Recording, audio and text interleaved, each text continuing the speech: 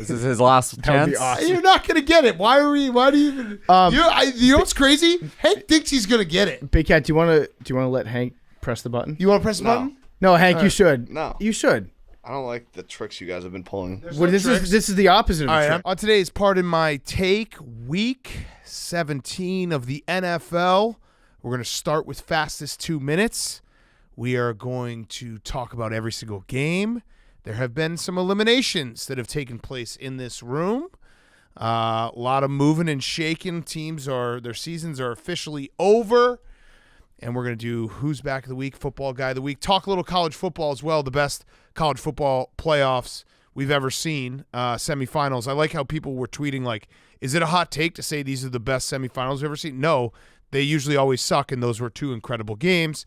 So we're going to talk about all of it. A lot of football to get to. It's brought to you by our friends at Instacart. Instacart is the leading online grocery platform in North America, and with Instacart, the world is your cart. With each cart you build, there are endless possibilities to create stories with the products that Instacart helps deliver. Instacart helps deliver all these possibilities with a fast and efficient shopping experience, fast and flexible delivery in as fast as an hour, or you can select a delivery window. The possibilities are endless because Instacart has the widest choice in terms of any technology platform that helps deliver groceries from over 800 plus retailers. Get whatever you need from grocery, household essentials, electronics, home improvement, alcohol, pets, beauty, and more. Get free delivery when you cart your first order on the Instacart app and instacart.com. I've used it before. I've gotten dog food. I've gotten human food. I've gotten it all at Instacart. You don't have to leave your couch. Instacart will bring it to you. So get free delivery when you cart your first order on the Instacart app and instacart.com. Offer valid for a limited time. Minimum order $10. Additional terms apply. Again, go check it out right now. Free delivery when you cart your first order on the Instacart app and instacart.com. Okay, let's go.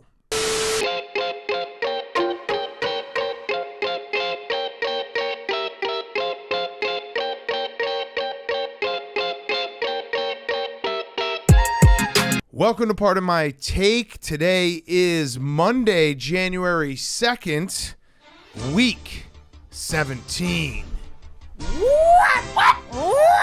Let us be the first to wish you a happy new year. And a blessed jumpsuit January to you, Boom.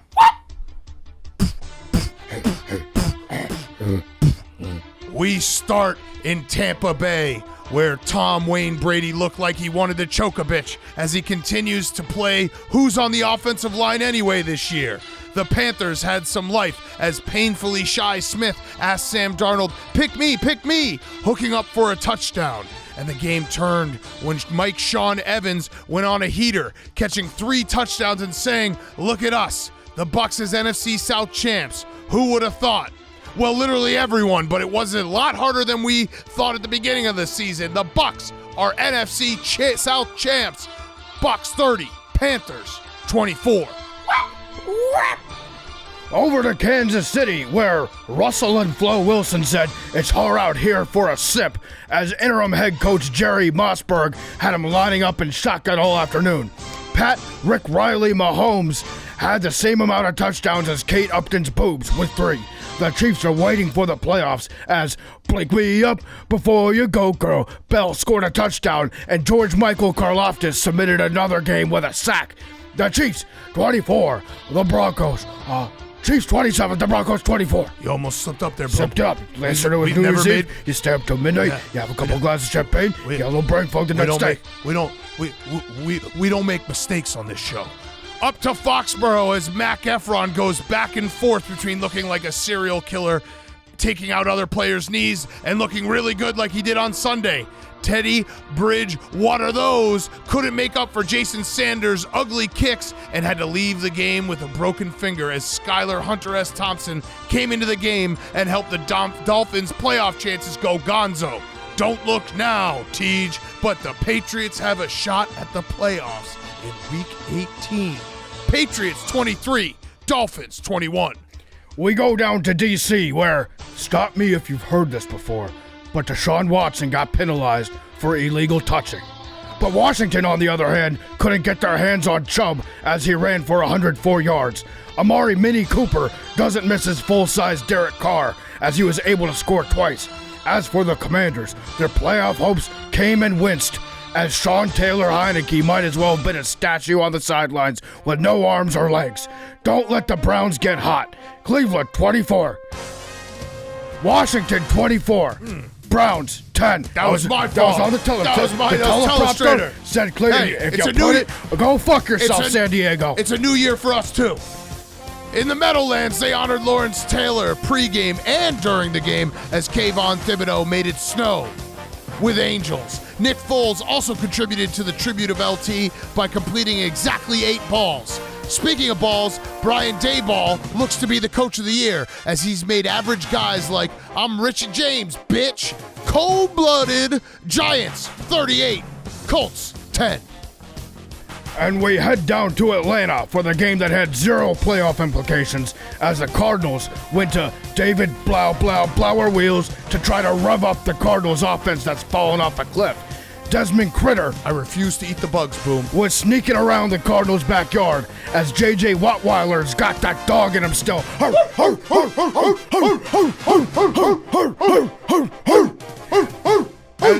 As Arthur Smith defeats Cliff Kingsbury in a battle of the 2 most attractive coaches in the NFL. The Falcons 20, the Cardinals are 19 points. Up to the not-so-frozen tundra where the incessant ads are once again being stuffed down our throat as a certain felonious insurance spokesman discount double-checked his way to a win. Jair Alexander called the jukes that he received at the expense of Justin Jefferson in Week 1 a fluke as he hit the gritty early and often in the wide receiver's face. Hey, Teach, have you heard this? Have you seen this?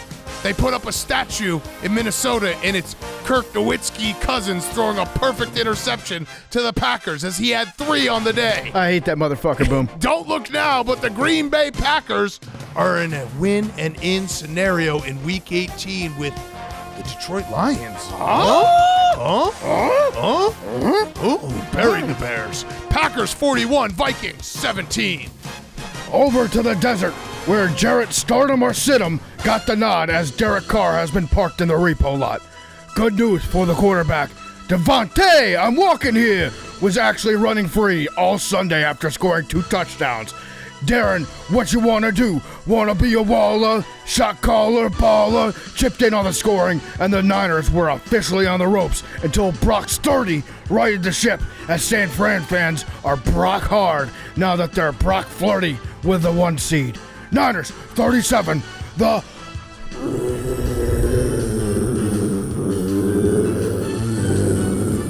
Raiders 34.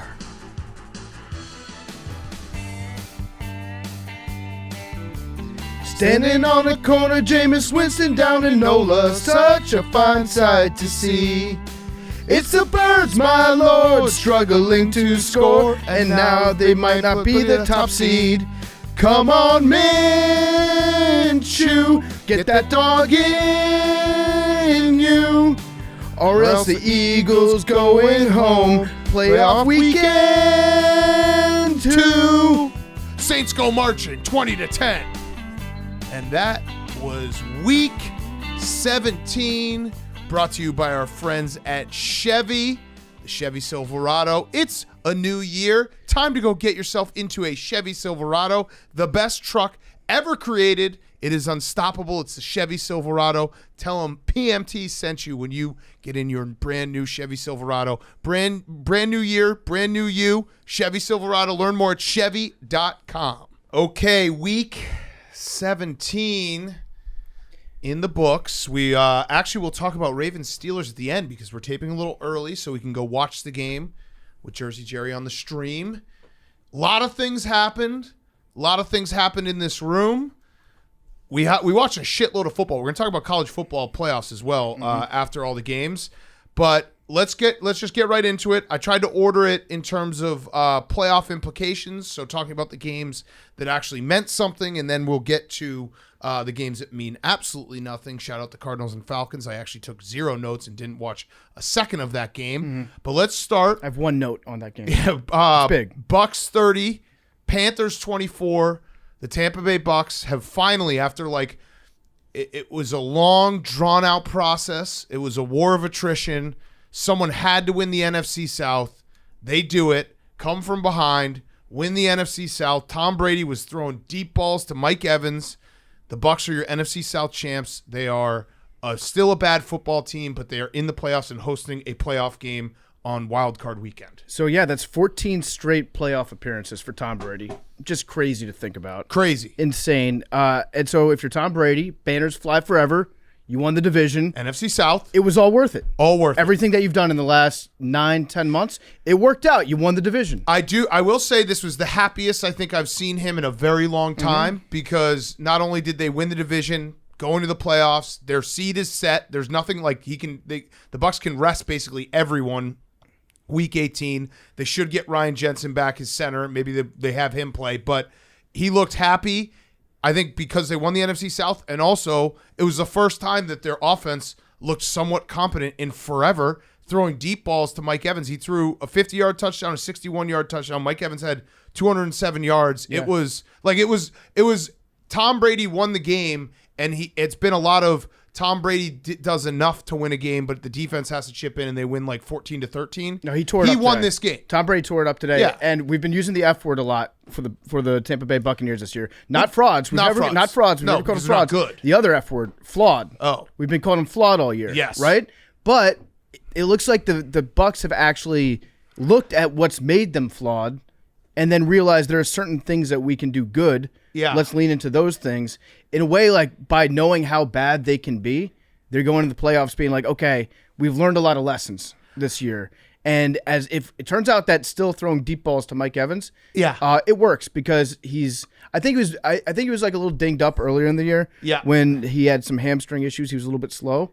But now it's like he does look like the Mike Evans of 3 years ago. By the way, Mike Evans, just as a side note, I think that everyone probably doesn't realize just how good Mike Evans is because there were a lot of years it was with Jameis and not great Bucs teams. And then, Tom Brady comes and it's like, well, it's Tom Brady. Mike Evans now is second all time. Only one other person only two other people have done this. Tim Brown is tied with Mike Evans 9 consecutive 1,000-yard receiving years. The only person ahead of him is Jerry Rice with 11 years. Mm-hmm.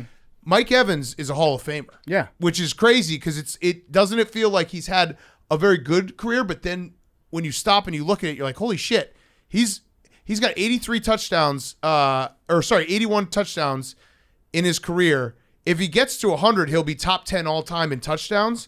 Everyone in the top 15 is in the Hall of Fame. Yeah, he's definitely going. Every single year he's been in the NFL. He's been in the NFL 9 years. Every year he's gotten over 1,000 yards, and he's not even 30 yet. I feel like he's also a pretty overlooked piece of the whole Johnny Manziel situation. Yeah. Like the Johnny football magic that happened in College Station, that had a lot to do with him just throwing the ball up in the air and Mike Evans being able to catch it. But he is one of those players that I think that if you ask just any regular football fan, like, is he a Hall of Famer? They would, like, I never really thought of that. Maybe. Mm-hmm. But if he has even 2 more years at this standard, which, again, he's not even turned 30 yet, he's like a no-doubter Hall of Famer. Yeah. Which is crazy. His only weakness is getting into fights with CD Deuce. Yes. That's exactly, about it. Exactly. So in the playoffs, I mean, if the Eagles, he's on the Birds, right?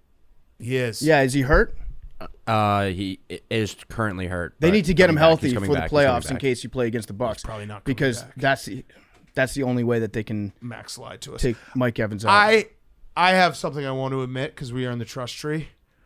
I think I'm now starting to believe in the Bucs again. Like, I can actually see it. I've actually, as bad as I've been with the Bucs to begin the year, I've actually been very right about them in the last month and a half, where I got off of them for a little bit there, and then I went back on them this week.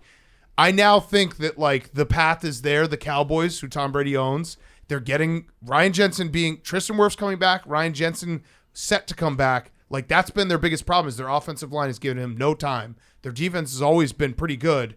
I'm starting to think that this might be a Bucs run again. So this is what's going to happen. It's going to be Bucs Cowboys first round. Cowboys are going to lose somehow to Tom Brady, who's never lost to the Cowboys before. Tom Brady has never lost to the Cowboys before. The Bucs 10-0. Bucs will beat Dallas in the first round. McCarthy fired Sean Payton, head coach of the Dallas Cowboys. I'm just letting you know. Read the news before it's the news. Cowboys are getting the 1.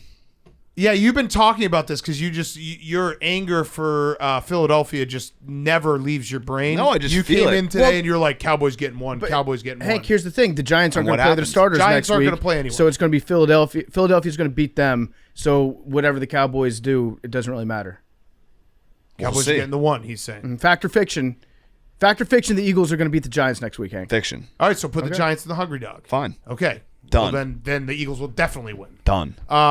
Yeah. So Giants might be favored. I don't think so. You never know. Let's look. Let's look. Whose line is it anyway? It's in Philadelphia, correct, Max? Yes. Yeah, Hank's the fucking worst. He's been on his troll shit today. He came in. He's like, I bet against PFT. Talking about the Cowboys. Was right. And then he's like, I bet on the Bears. It's like they're trying to lose. They're trying to lose. Just trying to be friends. Whose line is it anyway? It's not out yet. Exactly. Okay. You never know. Oh, Because Factor it's going to be fiction. so Well, I high. Vegas probably took Factor it down. fiction. The Giants could be favorites. No, No, fiction. fiction. They can't Absolute be. fiction. They cannot be. They will not be. I I'll bet put my life on I bet it. my life. Yeah, I was I'll going put to my say. life on it. You want to put your life on it? No. When the Okay. line comes out, if I'll the bet your life if on the it. Eagles are underdogs, I will go up to the top of this building and jump off. Okay. There we go. They have to be. Yeah. Line coming out underdogs. There's just no Bet my way. life. I've never bet my life on anything. Yeah, before. This is kinda I'm wild. jumping with you. I'll jump All on right, your. all right, You know cool. what? You jump on my. You get on my back. We'll do it as like a backpack. Okay, got it. And maybe if I turn around quick enough, you'll brace the fall and I'll survive. I don't think that's how it's going to work. I think if one of us is going to be the mattress, Billy's I've always Billy's thought doing that, a by fist the pump way. right now. What? If you jump off a bridge and throw a rock, if you throw a rock underneath, like you let a rock go first, because they always say it hitting the to water, brace the pressure, hitting yes, the water yes, is what yeah. hurts. But if you just drop a big rock like before you, that would break the So pressure. when they were building the Brooklyn Bridge, you should throw your hammer down if you fell off. If you're one of the iron workers. But since Big Cat weighs significantly more than me, for now, hard body season. Hank's smirking. he's going to drop faster than me, right? Hard body season. So I can just land on him. Or do I just spread out and I have more? More What's surface the area. line? What's the line? The line is 14. Suck my dick, Hank. You fucking idiot! Hank, go jump off the building. God damn it! Cowboys 1 seed, right? Cowboys 1 seed. Anything can happen. He's just on his troll shit. All right, That- so that is true. The Bucs. I am now believing in the Bucs. I don't know how. I don't know how. Like why? What has changed? But I think it was just the deep balls. Like the Bucs offense. I've ball. watched every single Bucs game with Stephen Shea and sitting in that gambling cave, and they all go the exact same way, where they just get they'll get first and goal on the 5, and they'll gain 2 yards and then try to kick a field goal. This was the first time they were actually throwing it deep, and they actually look like the Bucs. The first time they looked like the Bucs week 1 when they pounded the Cowboys. The only issue I have is that Todd Bowles is going to, at some point. Oh, he's such an idiot. Yeah, he's going to Oh turn my back God. into Todd Bowles. Byron Leftwich probably cost himself a lot of money this year. By, Oh, yeah. By really showing people how bad that he was. Because before this, going into the season, he was the next hot name for a head coach. Yeah. Now it's we found out too much about you. What was that? Todd Bowles had, even in a win, I think it was sometime in the first half, he had his kicker try a 55-yarder. He does not have even close to that type of leg. No. And just flipped the field for the Panthers, who I'm happy now that the Panthers can officially be my dark horse team next year that didn't make the playoffs. It's going to make the playoffs because they are they're way overmatched by the Bucs from a pure talent standpoint. They were in this game. Sam Darnold looked pretty good. They can now potentially. I'm just gonna start doing fake. I've been doing fake trades in my head for the last 3 weeks. They could potentially trade up to the first or second pick with the Bears. Get Bryce Young or C.J. Stroud. They have pieces. They get a coach.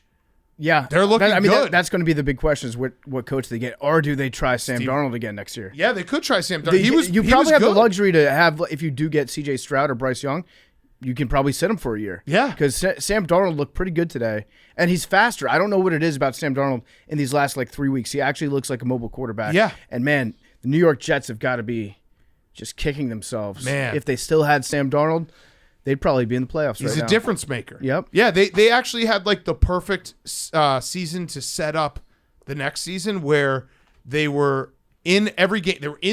They could have won the NFC South as of this morning. Yeah. And they still, because the NFC South is so bad, they're going to have a top 10 pick. It's you couldn't script it better. And they traded Christian McCaffrey for more picks. Right. You couldn't script it better for them to be a team that goes from out of the playoffs to in the playoffs in 1 year. So what do you do if you're Tepper, if you're the owner? Do you make Steve Wilkes actually like interview to be the head coach? I think so. Or does he just put on the tape? I don't know. If I were him, that'd be a power move. Just walk in, set up a projector, press play, and leave. Yeah, what'd you do here? Yeah. Why'd you do this? Just Why didn't you run the ball against the Steelers? No, I'd just be like, look what I did. Oh, you're saying Steve Wilkes? Steve Wilkes comes in, press play. Here's what I did while I was coach. Yeah, he did. I mean, he brought them back from being one of the biggest jokes in the league when Matt Rule was still there. I've got a theory. It's jumping ahead a little bit to the Commanders game. Okay. I think Rivera wants to go back to North Carolina. That's Will they have him? They'd probably take him in like a front office position or something. I mean, they still do love him because I've never seen it before in my entire life where a coach gets a press conference after they get fired. Yeah. Remember? He went and he was like, we did a lot of things here. I think we won the NFC. He actually key still quoted. works. Yeah, he quoted winning the NFC South like whatever 3 years in a row. One of those years they won it at 7-9. Yeah. He just flags fly forever. His key still works. They'll probably have him in whenever. Yeah. He's probably still got his office up there. Last thing I have is Tom Brady now joins the club of 40-year-olds with 400 yards passing in a game. The club is 6 members. It's Warren Moon, Brett Favre, Tom Brady, and Tom Brady. So he's now got it 4 times. He's the only one to do it 4 times. Yeah, he's the only one to do it. Thank you to Stat Hole for that stat. Tom Brady could probably also do it when he's 50. If I were Tom Brady, you know what I'd do? I'd retire whenever I want to retire, which, I mean, that could be never. It could be next year. And then I'd come back for one last season after I turned 50. Just get your body, like, completely, totally healed. You do nothing but yoga and TB12. You eat all the avocados that you want. No nightshades. You're in perfect condition. You come back when you're 50 years old just to prove that you can still play in the NFL. I don't think there's any chance he's retiring. I think this type of game where he won the NFC South, going back to the playoffs, threw the bombs, that's like when you golf and on the 18th hole you just crush a drive. Yeah. Man, that was fun. You were all ready to quit golf. You're going to right. save yourself thousands of dollars a year. I don't think he's retiring either because he's coming back and going to Vegas. Yeah, there's a lot of fanfic out there. Hank, so are you all in on the Bucs making a, let's say, NFC Championship game would be them punching above what they've been this year and a pretty crazy run? Because I don't think anyone expects them to go all the way to the NFC Championship game because they just haven't been good all year. Yeah, I think they could beat the Eagles. I think they could beat rookie Brock Purdy. I could see them winning that game. Killed by them. No, it's right. Think about it, Hank. Tom Brady against Brock Purdy. Don't overthink it. Mm-hmm. Championship DVD. Mm-hmm. Game 1.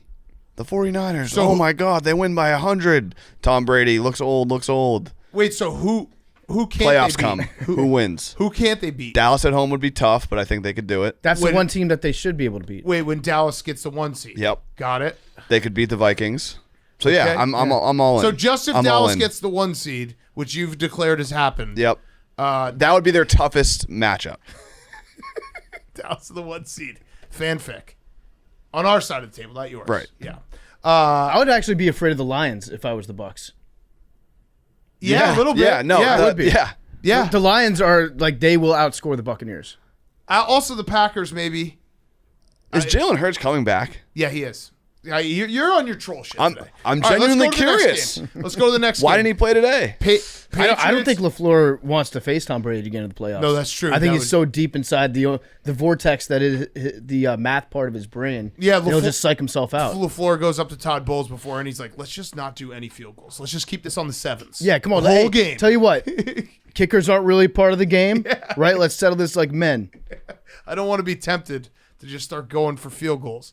All right, next up, Patriots 23, Dolphins 21. Can I just real quick Yeah. go back? If he does play, if the Battle of the Bays happens again and LaFleur has to coach against Tampa Bay, there's definitely a chance that at some point in that game, Matt LaFleur will think about us. Oh, I would say the whole week He'll be like thinking about us. He'll have a decision and our stupid faces will pop into his head and be like, wait, am I just choosing this to spite those assholes? Now, this is a very big if because the Packers would have to get into the playoffs and the seeding really doesn't work out. I think they'd only meet in the NFC Championship game, right? But if that did happen, PFT and I both will pay an AWL. We'll buy 4 seats in direct line of Matt LaFleur across the field, and you'll have to bring big cardboard cutouts of us and just hold it up on any field goal decision. Yep. So he can just see Game our time. faces. Yep. And Game time. And Hank's gonna match. And Hank will match. Yep. Game time. Okay, next up, Patriots 23, Dolphins 21. Hank doesn't want the Patriots to win. He doesn't want them to go to the playoffs, but they are now in a win and get in situation. The Dolphins season has completely fallen apart. 5 straight losses.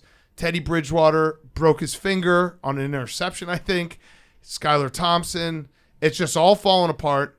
And now the Patriots somehow, this is what I was alluding to when I said let's save it for the show. I turned to PFT earlier today and I was like, it's so fucked up that this season looks so different.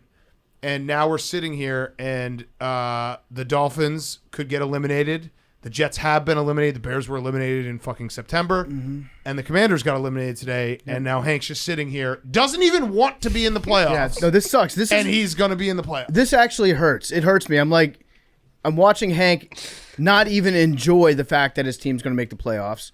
And over here, it's like, you should love this. He's like, for what reason? It's like we're his parents. Why? And we took Hank out to, like, little Hank comes out with us with his undeveloped palate, and we go out to a nice sushi dinner. And Hank's like, ew, gross. I don't want this stuff. They have chicken fingers? Oh, yeah. Do we mac and cheese bites, please?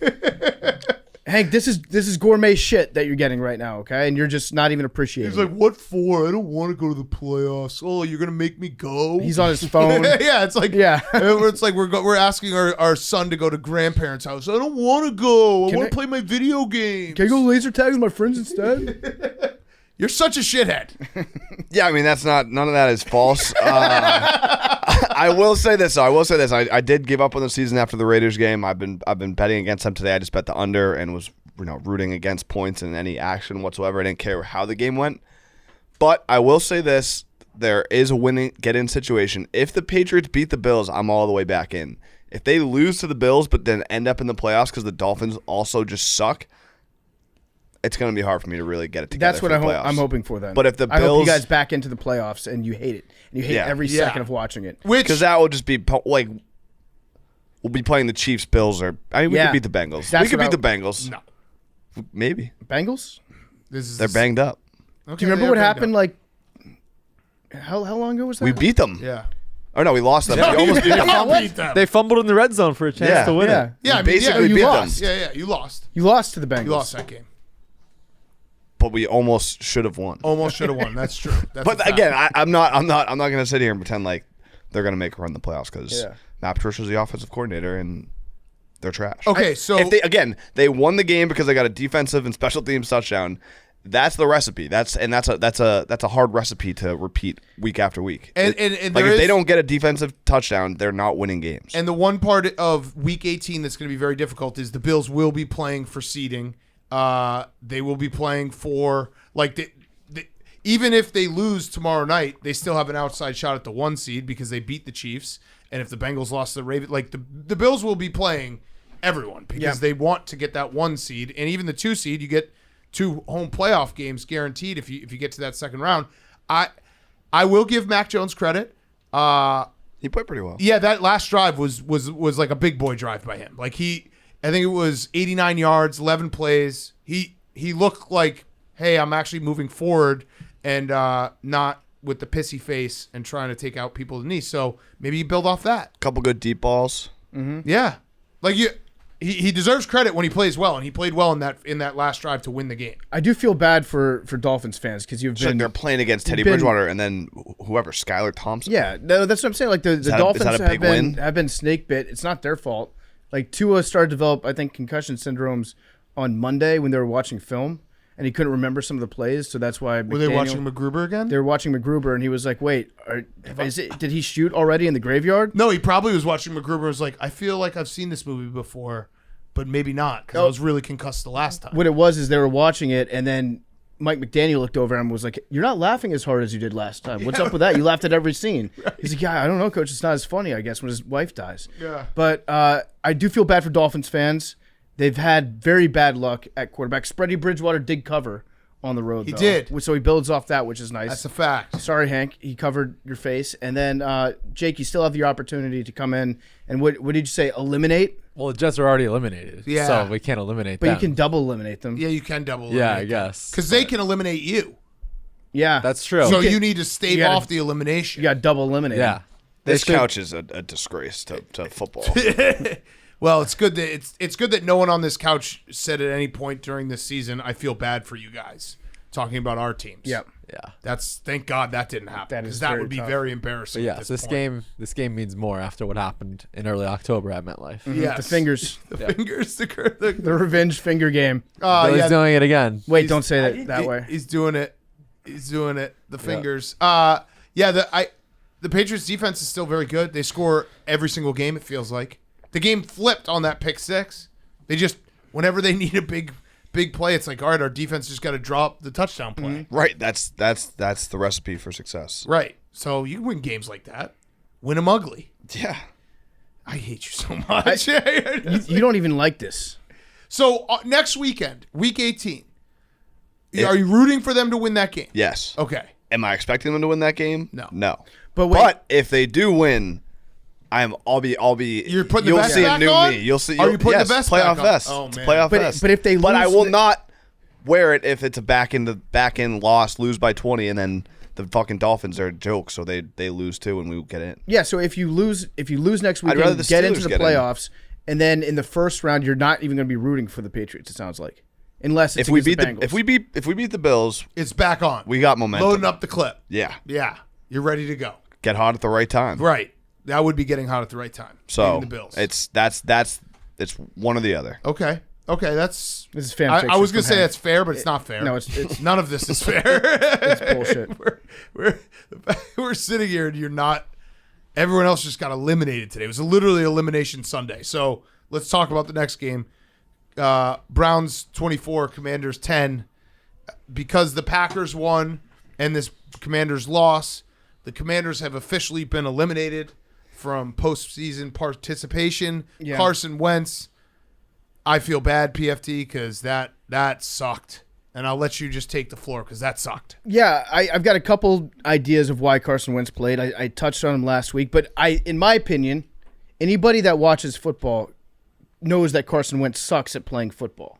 Anyone that watches football, sees Taylor Heineke play football, thinks, hey, this guy sucks sometimes and he's good sometimes. He's fun. So which quarterback would you rather have? The quarterback that just is a big pile of stinking shit, or the quarterback that sometimes has flowers growing out of that shit? Mm-hmm. I would take Taylor Heineke on that one. Taylor Heineke is fun. His team loves him. You could tell. Here's when I knew that we were fucked. Well, probably after Carson Wentz threw the first interception of the game in like the first 16 seconds. yes. But after that, I knew we were fucked because Chase Young, who's been the best cheerleader that we've had on the sidelines this year, gets fucking hyped for Taylor Heineke. He goes up behind Taylor Heineke. He points at his jersey. He like slaps him in the face, like treats him like a dog that he loves, like his favorite dog. He sees Carson Wentz. He walks out on the field and is telling Carson Wentz like, hey, please, we need you. Believe in yourself, Carson. Right. I want you to know that I need you to trust yourself. Pleading with He's him. begging him to believe in himself. And at that point, I was like, okay, this game's over. And Ron Rivera apparently didn't know that if the Packers beat the Vikings later on in the day, that would eliminate us from the playoffs. And that's why he chose to start Carson Wentz. If that's true, it's one of two things. Either Ron Rivera is trying to get fired by saying he didn't know that, or he should be fired if he didn't know that. Yeah. Those are really the only two options. And I think that he started Carson because my guess is Dan Snyder doesn't want to pay Taylor Heineke winning bonuses, and he's paying his favorite toy that they hand-selected this offseason $20-some million per game, and doesn't want to see him on the sidelines. I honestly, so you're probably right, but I also think Riverboat Ron, the Riverboat Gambler, because I had this happen to me this morning, and it's something that everyone has to go through, and people have gotten out of their system, not gotten out of their system. I still woke up this morning, I was like, Carson Wentz, there's still that dude in him. And I took the over in this game because I was like, he's going to ball out. I said he was going to ball out. I think Ron Rivera just has that where he looked at it. He's like, I know what Taylor Heineke is. We haven't won in 3 games straight. We went tie, loss. Carson Wentz did get those 2 MVP votes. He probably had that same thought in his head where it's like, what if? Yeah, what if he just fucking goes nuclear and we get old Carson Wentz and now we're a serious like threaten the playoffs. I've seen enough Carson Wentz. I've seen Of enough course, Carson Wentz of course. football for a lifetime. I'm out. That I'm was the fully last out. one. This Fully was the out. last one for me. Fully out. I actually thought he was. I didn't bet the Commanders. That would have been stupid. But I bet the over thing he'd ball out. I'm out. Fully out. out. 100% out on Carson Wentz. I said during the game that they should just throw him into the ocean next to Osama bin Laden's family. That was a little. I think I went a little too far. No, barely. Not far enough. Barely. Not far enough. Jake shook his head. No, you don't think they should do that, Jake? No, Jake doesn't think you went too far. Okay, gotcha. No. They should not do that. Throw him into the Potomac River. Yeah. And then rescue him after like 30 seconds. He gets really cold. What happens to Carson Wentz now? Because he's, by all accounts, let's just put it mildly, doesn't seem like the best teammate, doesn't feel like a guy that people like to be around. And this is all conjecture. Maybe he's the coolest guy in the world. Yeah. But Oh, he's rad. the one thing that happens with quarterbacks is like if you are a guy who everyone likes and can help with other, the younger guys, you can have a long, long career as a backup. Is Carson Wentz not going to be in the league I don't think in a couple of years? I don't think he even likes playing football. If you watch him during the games, he's just like we are body language experts. Yep. He looks like he would rather be anywhere else in the world. He's like Anywhere else. He probably wishes he was at a Mike Trout game watching Mike Trout play baseball. Well, Mike Trout wishes he was at a game watching Carson Wentz. Yeah, you're right, Billy. He probably would rather be hunting. Yeah. He's probably just thinking, good, go hunt. Let me see Good. how much Have money he's fun. made. Actually, I don't think that the world is ready from a sheer population standpoint for Carson Wentz to be duck hunting full time. I don't think we have enough ducks. He's going to, if he is not in the league in a year or two, it will be such a fascinating, well, I guess it's not a what if because we know what happened, but it's more of a holy shit. Yeah. Could you imagine telling yourself, this guy, Max, if he's not in the league next year, could you imagine telling 2017 Max that Carson Wentz would be out of the league, not by injury? I was the biggest Carson Wentz guy on in the history of the planet. Yeah. And I was even saying today to you, I was like, 2017 could come back. Exactly. That's why I kept. Yeah. When I have to lie to myself, I just say he got 2 MVP votes in 2017. He could turn back into that guy. Nope. Now go spend all your time on like a prairie in North Dakota, pheasant hunt. Go be the Stalin of ducks and commit mass genocide against every bird. He's made $128,000, or $1 million, $128 million. He's got still $60 million left to make. I think that if he gets cut, that probably all goes away. $128 million. Just go away, Carson. It just Go away. sucks because all the fans wanted Heineke today. You heard him chanting at the game for Heineke. I wanted Heineke. I think most people that have watched this team play know that with Taylor, it's not just about the actual stats that he contributes because he does make some stupid plays sometimes. And he doesn't really blow your socks off with having like 500-yard passing games or 400-yard passing games. But the rest of the team just plays a little bit differently when he's in there. It's like they actually believe that they can do something. With Carson in the game, it's just like I think they're afraid of getting Carson hurt because he's such a spaz in the pocket sometimes. Even the last drive that they were trying to score on, and it was like false start. Carson Wentz just like running around, circling around into a sack. It was just all so sad. You see, he put his like entire body into one of those throws downfield where he my jumped God, off both of his feet forward. Yep. And he couldn't get. He still has a good arm, that's the only reason I think that maybe there'll be another team bring him in as a backup because he's still. If you just get him in shorts and let him throw you're a doing ball, it yourself again. Don't he's do got this. the tools No, to be a don't great quarterback. do this. Let's be done with it. He was Big Cat. He was picked 2nd overall in the draft. He's got a gigantic arm. He's still fast when he runs. No. Don't do it. A team will see that and they'll be like, I don't know. 2017. I actually think that there's a chance he might not be on a team next year. Imagine him play. Okay, let me ask you this. Here's the real question. Imagine Carson Wentz playing for the 49ers in Kyle Shanahan's offense. I still think he'd look like shit. Would he look like dog shit then? Yes. Because he would be turning around and they just showed on Sunday Night Football Big Ben when he had the broken nose with the blood coming out. Such an awesome picture. I think he would get confused in that offense. Yeah, no. He would get dizzy. I think there's a decent chance he's not, because for him to be on a team next year, you wouldn't bring him in as a backup. You'd bring him in as a starter, and who's going to actually say we're starting the season? The best chance he has is the Commanders. I was actually going to say the best chance that he has is the Colts. Yeah, no. And he burned that bridge already. He should just go back and forth. He feels between like, the Colts yes, and Commanders. listen, I know where I am in my life rooting for this franchise, and he is, yes, it makes all the sense in the world for him to be on the Commanders or the Colts. I think he might just stay with. Yeah, I think I just pray to God that doesn't happen. Oh man, yeah, it's a bummer. It's a bummer, and so you're eliminated. It sucks. I wanted to see Taylor Heineke in the 7th seed. It would have been fun. It's just a bummer. I can't believe they ruined Major Hog Day. Yeah, we unveiled our new mascot, Major Tutty, the hog. I like the hog. I do too. I think the hog works as a mascot. It's better than the alternative. They were going to give us like a police dog as our mascot. You should have been the Red Hogs. Yeah, we should have been the Red Hogs, the Hogs. A nod to the former offensive lineman. It's a cool mascot, except if you're losing and you're losing as pathetic. At halftime of the Carson Wentz game, where he already has 2 interceptions, and we're up 7-3 at half, even though we've sacked Deshaun Watson 4 times and he's 3 of 8 for 23 yards. At halftime of that depressing game is not the best time to like roll a cartoon pig out onto the field and be like, clap for this. Well, it's also the Hogs, like dressing up in dresses with pig noses works when you are bullying the other team with your offensive line. When you have Carson Wentz, you're just kind of looking at it like, this is kind of fucked up. It's kind of sad. Yeah, when your team's bad, you start to realize, wait a second, I'm wearing a dress because I want the offensive line to fuck me. Yeah, right.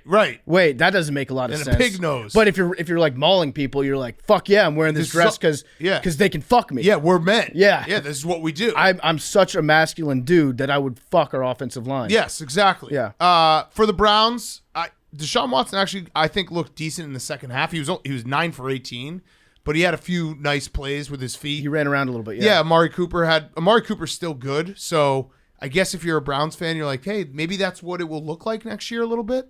Yeah. I mean, Nick Chubb was awesome again. Yeah, and their defense, I mean, it's more Carson Wentz, but their defense was very good. Their defense was decent. They weren't like a complete atrocity in terms of stopping the run, although Robinson he broke a couple nice ones and just kind of softened them up. Yep, that's the thing with Carson Wentz. Yeah, with Robinson, he's going to give you like, I don't know, I'd say 75% of his carries are just meant to hit you in the face and make you not want to tackle him again, and then he'll break it out again. He's basically when you have to loosen a jar for something. When you can't open a jar, you're like, well, I loosened it. He loosens the jar. If we get like a small, like a 5'6" Deuce Vaughn type guy, and then you get a little thunder and lightning, scat back, a little eat and run going, Darren Sproles could still get 100 easy. Yeah. Easy in any offense. Okay, so Commanders eliminated. Sorry, PFT. I do feel bad. I mean, I was shut the fuck up, Hank. I was hoping that I was going to get at least one more week. Seriously. I really do. Max, turn his mic off, please. Thank you. He can't do that. He can't. He should. All right, new studio in Chicago. We're gonna have a mute button for Hank that I get to control. This is like the Gone Fishing. It's like Tony Reality. Yeah, exactly. No, but I only have one of them. It's for that motherfucker in the corner. This is the Gone Fishing for TNT when teams get eliminated. I've been standing on the boat waiting for someone to join me. Yeah. And PFT and Billy joined me today, and Hank is just sitting there like laughing at us. Well, the real like trying. I'm like, yo, that looks fun. Yeah, you want to be on the boat. You're like, let's go fishing. Like, I literally want to go fishing. I want a vacation. I want a vacation. I want to golf. 100 holes. It just over the Arizona Bowl weekend. I want to do this. It just hurt so much more that Kirk Cousins once again eliminated me from the playoffs. Yeah. Oof. Yeah. When I believed in him. Yeah. Which we should have. No one should have. That was such a big mistake on my part. Yeah. Yeah. I will not make it again. Never, ever, ever. I will not. Jake, remind me, do not trust Kirk Cousins. Don't believe his lies. We'll talk about that game later, but when? Wild card weekend. And Carson Wentz, 2017 Carson Wentz is never coming back. Maybe just send me that email every day. Every Sunday morning next year, send me an email. If he's on a roster, if he's starting, I need a text message every Sunday morning. If he's starting, saying, just a reminder, 2017 Carson Wentz he's not that guy, pal. Max, can you just explain to me what happened in 2017? He was so good. What was it about Wentz that made him so great? And watching him then compared to the player that he is now, is it all in his head? Is it Doug Peterson? No, it's 1,000. He is a mental massive pussy. I wouldn't You were like, how can I not be offensive? Oh, let me go this way. No, the thing is that is like the Philadelphia way of toning it down. Yeah, you just cleaned it up. That was a classy way to But it's true. I think someone. like high school Max probably would have dropped a hard F right there. No. That was very funny. That was very funny. But yeah, I mean, he's just a completely different guy. He was the best. He would get out of everything and then throw an absolute dime 60 yards, and everyone loved him. And then he got hurt. He started Rams game, right? He started motherfucking everyone because Yep. he wasn't playing and he was upset. And then everyone started to hate him. And then Nick that was Foles it. won a Super Bowl. And then Nick Foles won a Super Bowl, and he was upset about it. Yeah. And now you see what happened. I actually think that Nick Foles happened to Carson Wentz. Yeah. Because the guy that you were better than came in, took your job, played better than you, and he's Bigger probably dick. got a much Yep. bigger Way penis. He bigger. got Way cucked. bigger. And so when you just get cucked with You a know what it bull like was? that, you're never coming back from I that. bet you there was a moment when Nick Foles took over, won the Super Bowl the next year. After everything that happened, I bet you Carson Wentz's wife, like one night, was just like, "Why is everyone calling him BDN?" And he had to explain it. And then there was like a little look in her eye, and then he's like, "I fucking hate everyone. Yeah. I hate the world." Like, well, he's got a huge hog, He got Joker-fied. and she's like, "How big?" He turned into Joaquin Phoenix. He did, just because Nick Foles has a huge dick and won a Super Bowl. Yeah. That was it. It was villain origin story. Then he danced down the stairs at the Philadelphia Art Museum, and now we have to deal with his. That's what's now. ruined Now him. he's ruining my life. He needs to go to therapy He's just to have it all just talking about Nick Foles and what he did. He became an incel involuntarily because anyone that he almost fucked was like, "Wait, I'd rather be fucking Nick Foles." Nick Foles, yeah, exactly. Whoa, something just fell. What were Hey, you say, Billy? do you want to maybe put your feet off the desk and stop spilling stuff still over on there in the vacation. studio? Yeah. Thanks. All right, what were you going to say, The Billy? Professional. duck killing just didn't scratch the itch anymore. Yeah. Yeah. Yeah, it's You true. want something more dangerous? All right, next up, Giants 38, Colts 10. I could see Carson Wentz committing murder. Yes. Of franchises. To me, Yeah, multiple. Giants 38, Colts 10. Brian Dable is coach of the year. He's getting my official vote. okay. I have a lot of backup votes. I think he's coach of the year. The New York Giants, are in the playoffs for the first time since 2016. The boat curse has officially been erased. They have been so bad since that last time they went in the playoffs. This team is pretty much the same team as it was last year, except the coach is different, and he's gotten so much out of these guys. Daniel Jones, the story got reported before the game that the Giants are looking to re-sign Daniel Jones and Saquon. I think at this point it makes sense. Reward them. Right. Like we talked about, I can't remember, last week or the week before. I still don't think you should pay Daniel Jones a ton of money. Right. But Daniel Jones might say to himself as well, like, I know this is the best spot for me. Brian Dable has reinvigorated my entire career. Why wouldn't I take a little bit less than I could if I, went to some team that is not going to set me up? So I'm just impressed by the Giants. Like, what a year. Incredible. And then, of course, the lasting image of the game was Kayvon Thibodeau doing Snow Angels literally next to Nick Foles' dead body as he was writhing in pain. Just an all-time clip.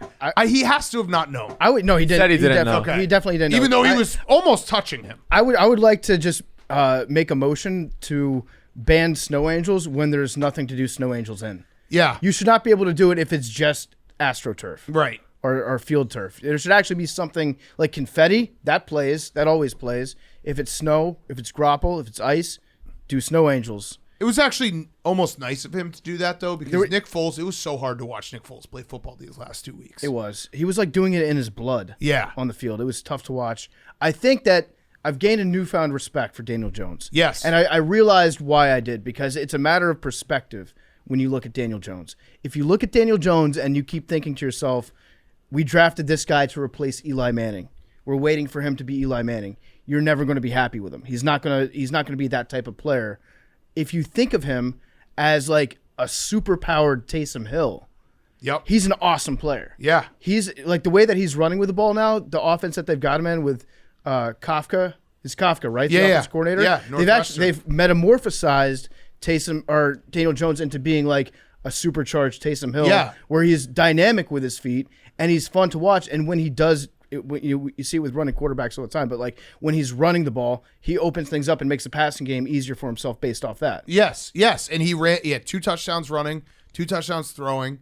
He's fun to watch. Yeah. The Giants, I wouldn't count them out against pretty much anyone in the first round. They are it feels like every game, as long as they don't go down, say 14, they're not built for that. But if they keep a game within 1 possession, it feels like every Giants game goes that way, where it's like keep them around, and then win the fourth quarter. Yeah, the Giants might be the team. Obviously, today was different. Like, you don't want to play the Giants. Yeah. Hank, I do have something to help your demented Cowboys 1 seed troll of Max. Not a troll. Okay, here it is. So the Giants. I said this, by the way, before the Saints game started. That's true. So even more demented. The Giants are locked into the 6th seed, so they can't do anything about it, right? That's correct? Yes. I got the playoff machine up I think now. they're completely locked in the 6th locked in the 6th seed because it's going to be Green Bay, Detroit, or Seattle that rounds out the 7th. They are locked in. They were most likely going to rest their starters. The only reason I say most likely, 2007, Hank, if you remember, the Giants played the Patriots week 17. They were locked into the playoffs already. They played them tough. They started everyone. They almost beat them. Then they met them in the Super Bowl. Is there a chance that Brian Dable is like, we could put, if we go on a run here, we could play the Eagles again? Should we see if we can match up against them? Makes a lot of sense. I'm just throwing that out there. I think it's more like, and they have to play the week after anyway. Like, you want to have that momentum. would be more of a reason to take the rest. Yeah. No, momentum. Yes, yes. Momentum. No, that's completely opposite. Because if I'm the Giants, yes, no, complete. If I'm the Giants, this is their bye week. Rest versus rust. Two strong things. No. You've got one. You don't want to get anyone injured because you have a game that means something next week. Yeah. And then 2, you don't want to show the Eagles all the tricks you've got up your sleeve either. Or do you want to and try to fight do. them really close and be like, we can beat these guys? Send a message. Because they didn't get killed by the Eagles earlier this season. You know what? There is up. precedent here with the Giants playing in a meaningless game against Hank's Patriots back in the day. That's what I'm saying. During the undefeated season. That's what I just said. Oh, okay, sorry. Yeah, that was the 2007. I was looking at the 7th, 6th seed. Oh, yeah. You brought that up. Fact or fiction, there is love lost between these teams. No love lost. I think there's a little love lost. Fiction. Yeah, it's fiction. Between the Eagles and the Giants? I think, another reason to try and win. I think the Giants and the Eagles both hate the Cowboys more. Well, you than want they no hate each love other. lost. Right. Yeah, there's no love lost. Correct. Right. There's one other thing that Uh-oh. scares me a little bit was Hurts's rookie year when he got put in week 17 playing against the Washington Redskins. The Giants needed the Eagles to beat the Redskins, and they benched Hurts in the second half. Although that wasn't wasn't Brian Dable's team, but but I don't know. Still, maybe- I still have Giants fans like super upset. That was the about Nate Sudfeld game. Yeah. 'cause Nate Sudfeld came What in. a second half that Yeah. was. Oh my God. Okay. Now demented Hank is actually starting to make some sense. No, This is bad. Hank's very wrong about this. Yeah. The Giants, it looks like they're probably going to be playing the Vikings in the first round of the playoffs because if the Vikings win next week, they're playing against the Bears. Yeah. They're probably going to win they're that gonna game, win. I They would have guess. to win. And then the 49ers are playing at home against the Cardinals. You have to assume that the Niners win that game too. That would line us up with Giants-Vikings first round. Just played a 3-point game. Just played a 3-point game. And that was what I was saying, though, when you were looking up that the Giants, if you're Brian Dable, if you win, I guess if they win this game, or if they play close in this game and the Eagles end up winning, they would play the Eagles in the second round, most likely. Right? So why not prove it to your guys that they're not that much better than you, because they were that much better than you when you played the Meadowlands earlier in the season. As for the Colts, I was just saying, remember when the Colts beat the Chiefs week 3? Yeah, it was sick. The Sun beat the Chiefs. Remember Yeah, that? the Sun beat the Chiefs. This is the season from hell for the Colts. It could not have. Everything is unraveled. I guess it's nice that they don't have a decision to make with the coach. It's just we're just gonna find a real coach, maybe. I don't know. I wouldn't put anything past Mr. Irsay. I want to know what happened at halftime of that game. If I were a Colts fan, I would be very upset if obviously I think Jim Irsay is not going to be coach. I think it's going to be a situation where he's probably going to say to Jim Irsay, it's not for me. If Chris Ballard keeps his job, though, because this Colts roster is just falling apart, and they haven't been able to get the QB right. I don't know how he still has a job. So it makes no sense. The Colts feel like they have to reset everything when they were – go back to last year. Remember going into the stretch run, the Colts were the hottest team, and everyone said, watch out for the Colts, and they lose to the Jaguars, and Carson Wentz thing falls apart. It feels like they've been on the precipice, even with Phil Rivers when they went to Buffalo and almost beat the Bills in the playoffs. And now they have to just reset everything. So I think if Chris Ballard tries to keep his job, or any aspiring GM on the Colts, they're going to tell Jim Irsay that we're not that far off. Yeah. And you could make the argument if you just look at, they've got a great running back. They beat the Chiefs. On paper, they should have a good offensive line. They beat the Chiefs this year. Beat the Chiefs. They're pretty good. Ever heard of them? Yeah. They were kicking the shit out of the Vikings at halftime. Yep. So what changed after that? I want an investigation. I want to know how it's possible that the Colts have gotten this bad since halftime of that game against the Minnesota Vikings. Yeah. What was the speech like? At one point this season, they were 3-2-1. Yeah. They were a team that was looking like they could, compete for the AFC South, and it's completely fallen apart. Yeah, the Vikings loss is actually a historical loss. They got absolutely pounded by the Cowboys, pounded today. Yeah. It's just a bad scene. How bad have they been outscored since that halftime? Jake, can you look that up? So if you look at today's game, the game against the Cowboys, and then halftime from that point on against the Vikings. Just off the top of my head, I would guess something like 80-10. Yeah. Or 90-10. Yeah. I mean, they lost by 17 to the Chargers. They lost by 28 today.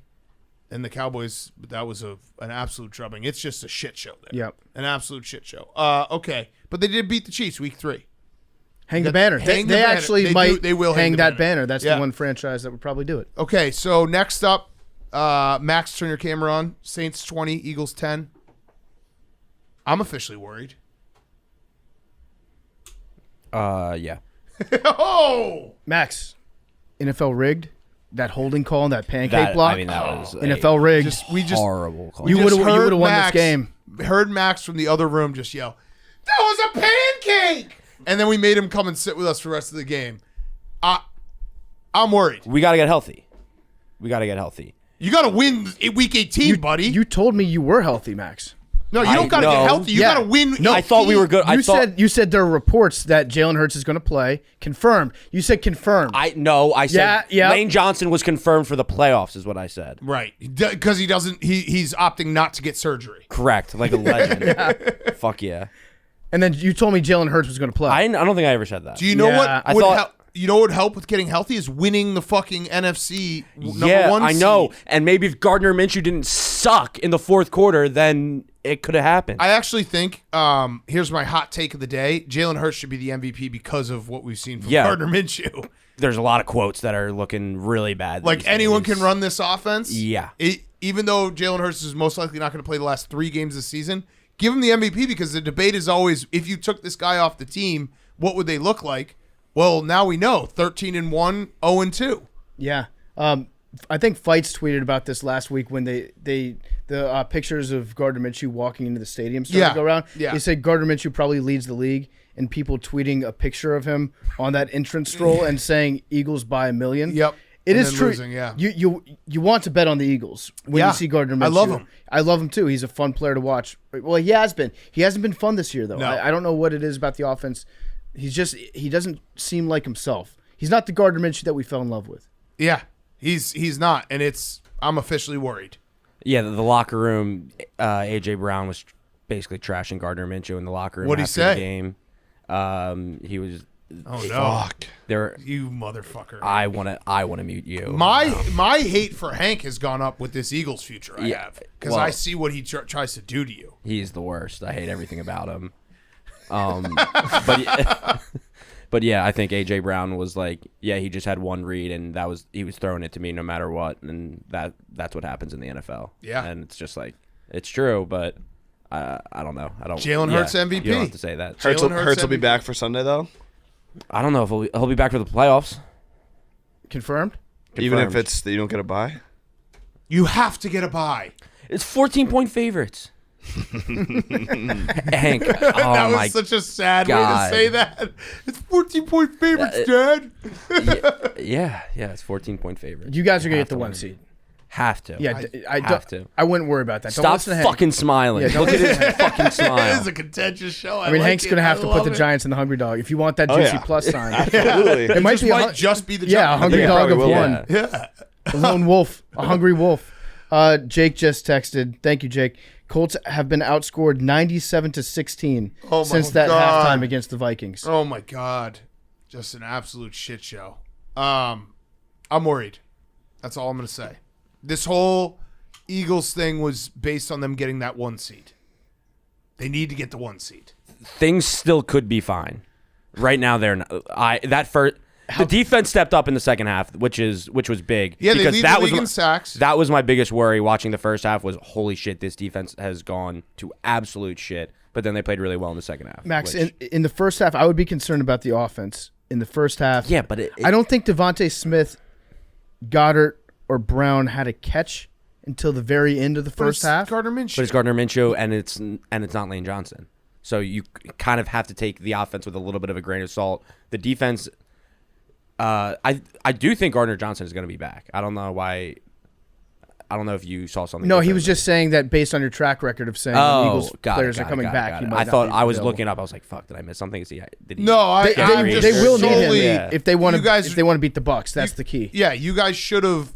You should have just not tried against the Cowboys, not gotten injured, and then gotten the 1 seed this week, Yeah. and everything would have been better.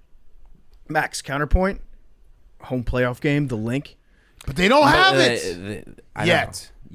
yet. No, but I'm saying at least in the first round of the playoffs. No, they would go to the 5th. No. The whole thing. Stop. Hank, I don't, the whole that thing that was would messed fall up by apart. you. Yeah, that you that knew was that. that You was got gross that. what you just did right You there. knew that. No, you like Did you guys you know are the one. that? No, they're the 1 seed. But you knew that they would go from 1 to 5. They're the 1 seed. It's okay. They've been the 1 seed the entire season. Not to make it worse because I'm on your team here, Max, but the Saints winning this game, you have their pick.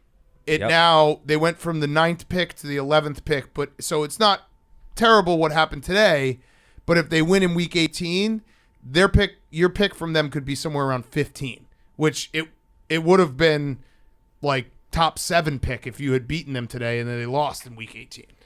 Yeah, that's not great. I'm not worried about the pick right now. Okay. But I'm just saying that did happen. That did happen. That does Because I'm not going to be an Eagles fan next year. No, correct. That does suck. Whatever. We just have to win next week. I don't care about the pick right now. We're win now. We're win now right now. Okay. Win now. What do you think the spread's going to be for the Cowboys Commanders game next week? Because I was going to say you could trust maybe the Commanders could pull something off, but What they if have 2017 Carson Wentz comes yeah, back? that's what you need, Max.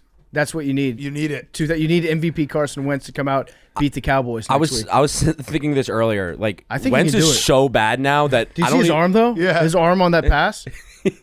like I don't even think Eagles fans dislike Wentz anymore. No, like he's no, so yeah, bad no, that it's just And you got your Super Bowl. yeah. But like no, there was still like a point when he came back and was so bad and was acting like shit that he was like the most hated guy in Philadelphia. Now it's kind of like, oh, who cares? He's so bad. But he could also save your ass. Yeah, would love it. I'm Counterpoint, down. I'm down to root for Carson Wentz Because things ended up so poorly in Philadelphia, Carson Wentz might just not want to save your ass.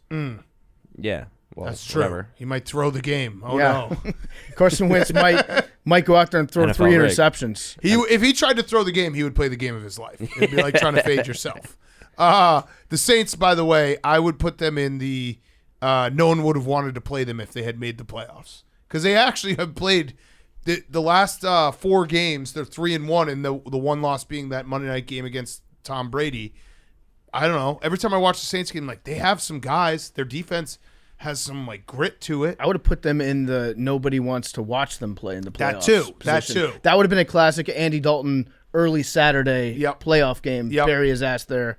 That's where he's the most comfortable. But Yes. yes, the Saints they might be the most boring, decent team in the NFL. Yes. Because their defense, you're right, their defense is pretty good. And they have some offensive players that when Andy Dalton is playing decent, they they look like a competent team. Yeah. They're mixing in Taysom Hill. I think that's a franchise. I think as a franchise, the Saints are well run enough. Yeah. To even when they're at their most boring, most depressing, they're still going to hover around 500. Yeah. Shout out Drew Brees for getting them to that spot, and also that we can't bet on Purdue LSU tomorrow. Yeah, I don't think that we can say his name on Yeah, a that's pin true. property. That's true. All right, before we get to the next games, Coors Light, when you're juggling work, family, and life in general, things can feel chaotic. That's why Coors Light helps you find moments to unwind all year long. Whenever you need to hit the reset button, reach for a Coors Light. It's made to chill. We love cracking open an ice cold Coors Light. It's the beer of 2023. I just declared it. The beer of 2023. There's only one beer out there that's literally made to chill, and that's Coors Light. The mountains on the bottles and cans even turn blue when your beer is cold. That way you always know when it's time to chill, when it's time to just relax. Just open a Coors Light. It's mountain cold refreshment made to chill. And so that's what you're going to do. Coors Light. When it's time to unwind, Coors Light is the best beer I reach for. When you hit that reset, grab the beer that's made to chill. Get Coors Light delivered straight to your door with Drizzly or Instacart by going to CoorsLight.com/take. Celebrate responsibly. Coors Brewing Company, Golden, Colorado. Coors Light, the official beer of 2023. Okay. Chiefs 27, Broncos 24. Shout out Russ Wilson. And also, what's his name? Rosberg. Rosberg. Yeah, Jeff Rosberg. Jerry Rosberg. Jerry Rosberg. The Broncos actually their offense looked somewhat competent today. Yeah, Russ was running the ball. Running, play action, all these things that Nathaniel Hackett, let's not make fun of him anymore because he's just gone, but it probably would have sucked to watch it if you're him and be like, wait, Russ was able to run? My big question is, do you think Nathaniel Hackett watched this game? I don't think that he did. I don't think so. I think he probably went on a hike somewhere. Yeah. Probably had some like cardboard box in his house he had to fill with dishes. He probably just watched what's it called? Star Awesome Wars? Powers. Yeah, No, Awesome he Powers loves and that Star movie. Wars. Yeah. Over and over and Or over. Patch Adams. Just to laugh about it. Yeah, he already watched the Packers game today. He might have watched the Packers And just game. like, what if? Just imagine himself on the sidelines. Yeah. I missed that. Yeah. But I mean, Russell Wilson looked good. He was running hard. He was running fast, and he wasn't doing that for Nathaniel Hackett. Whether that was by design or whether that was Russell Wilson just like not wanting to initiate contact. But I feel like what happened this week, Yep. where Broncos players kind of Yep. went to bat for him, Yep. it made Russell Wilson he needed that. He did. To now want to go out there and lay it all out on the line and sacrifice his body to a certain extent to help the team win. I actually think that Russell Wilson, watching the post game, he was genuinely showing emotion, like kind of teary-eyed, talking about his teammates having his back. I think he officially hit rock bottom, and he's now coming back. Like the internet has been mean to him. We've been mean to him. The world's been mean to him. Subway's been mean to him. Deservedly so for a lot of the things he's done. Subway held on to Jared longer than they held That's on true. to Russell Wilson. They're like, wait till all the facts come out Yeah. on Jared. But I do think he hit rock bottom, and he is kind of auditioning for next year because it's not totally off the table that the Broncos be like, we can't do this. So it was good that he played better. And the Chiefs are just I don't know if Chiefs fans, I'd love to hear from them if they're a little nervous going into the playoffs because their record is obviously incredible. They keep winning games, but the small stuff has to bother them. Like Kadarius Toney dropped another punt today. I think they missed an extra point. Mahomes had a red zone interception. They've just had these teams hanging around. And when you play a playoff team, like if you play the Bills or the Bengals and you make these small mistakes, that's the difference in a playoff. Hasn't Harrison Butker missed like 6 extra points this season? Andy Reid, I think it was like a 50. Yeah, he missed an extra point. He's missed a bunch of them. He missed a 50-plus yarder. He's weird because like he's usually pretty good from like 40 and beyond. And when I say beyond, I mean to like 60. Yeah. He's a good long distance kicker. At least he has been in the past. But this year it's him and Evan McPherson kind of stinks at extra points now too. Yes. On the Bengals, it's weird. But I think with the Chiefs, they're kind of my prediction is Chiefs fans are just thinking we'll just smash the playoff button. Right, and so Patrick once Mahomes we will- get there, right. we're going to be the Chiefs again. The only thing that would scare me, because you do have Patrick Mahomes to say, well, we have Patrick Mahomes, don't worry about it, which I agree with. Yes. Because he is that special. But I always am concerned when you have the little special teams things. I feel like special teams always decide these playoff games because it's a game on the margins, and it's like one mistake. You know, we saw it with the Packers last year. Remember when the Giants and 49ers, that NFC Championship game, and I think it was Kyle Williams fumbled all those punts. Like, the little things that are off, Cody Parkey, little things that are off always end up showing up in the playoffs. So I don't know. Maybe Chiefs fans aren't worried about this because, like you said, the smash the playoff button. Yeah. But they played. So they lost to the Bengals by 3. They played the Broncos in Mile High. They won by 6. They had to go to overtime against the Texans. They smashed the Seahawks, and then they won by 3 today. And they're dominating the games on the stat sheet. Like that Texans game, they doubled their yardage. Mm-hmm. But the little mistakes will bite them in the ass once they get to the playoffs. Their special teams coordinator, Dave Toub. Yeah, Toub, yeah. Dave Toub. Legend. So he's the kind of guy that I think would probably, if he sees Tony fucking up, he's probably just going to bench Tony. Or just don't return any punts. Because he's like the best special teams coordinator in the history of the NFL. Right. So I think the little things, at least in the special teams part of the game, will probably get cleared up, or there's reason to believe that they'll get cleared up if you're a Chiefs fan. And then on offense, it's Andy Reid, it's Patrick Mahomes. Yep. They've been there before. Although they did point it out, Matt Nagy, just a great staff. It was pointed out earlier today that Patrick Mahomes has never won a road playoff game. Crazy. So because he's always had home field. He's never played in a road playoff game. But we don't know if he can go on the road and do it. He hasn't really proven anything in this league. He hasn't. Because winning on the road in the playoffs is the hardest thing you can do. Patrick Mahomes has had everything handed to him in this league. Yes. He's had it too easy. I don't know. Maybe I'm way off. Maybe Chiefs fans feel totally different. But when you're playing these games and they haven't like put anyone away. I guess they did the Seahawks. Yeah, they did put Chiefs-aholic away. The police did. Oklahoma police. Shout out Boys in Blue. I don't know. They're playing with fire. One note that doesn't have anything to do with this game. I didn't realize that the draft this year is in Kansas City. So that's going to suck for me because it's going to be all stories about Mahomes' draft and how it changed everything. It will. I do like the draft goes different places. I like it too. It's a traveling carnival at this point. Yeah.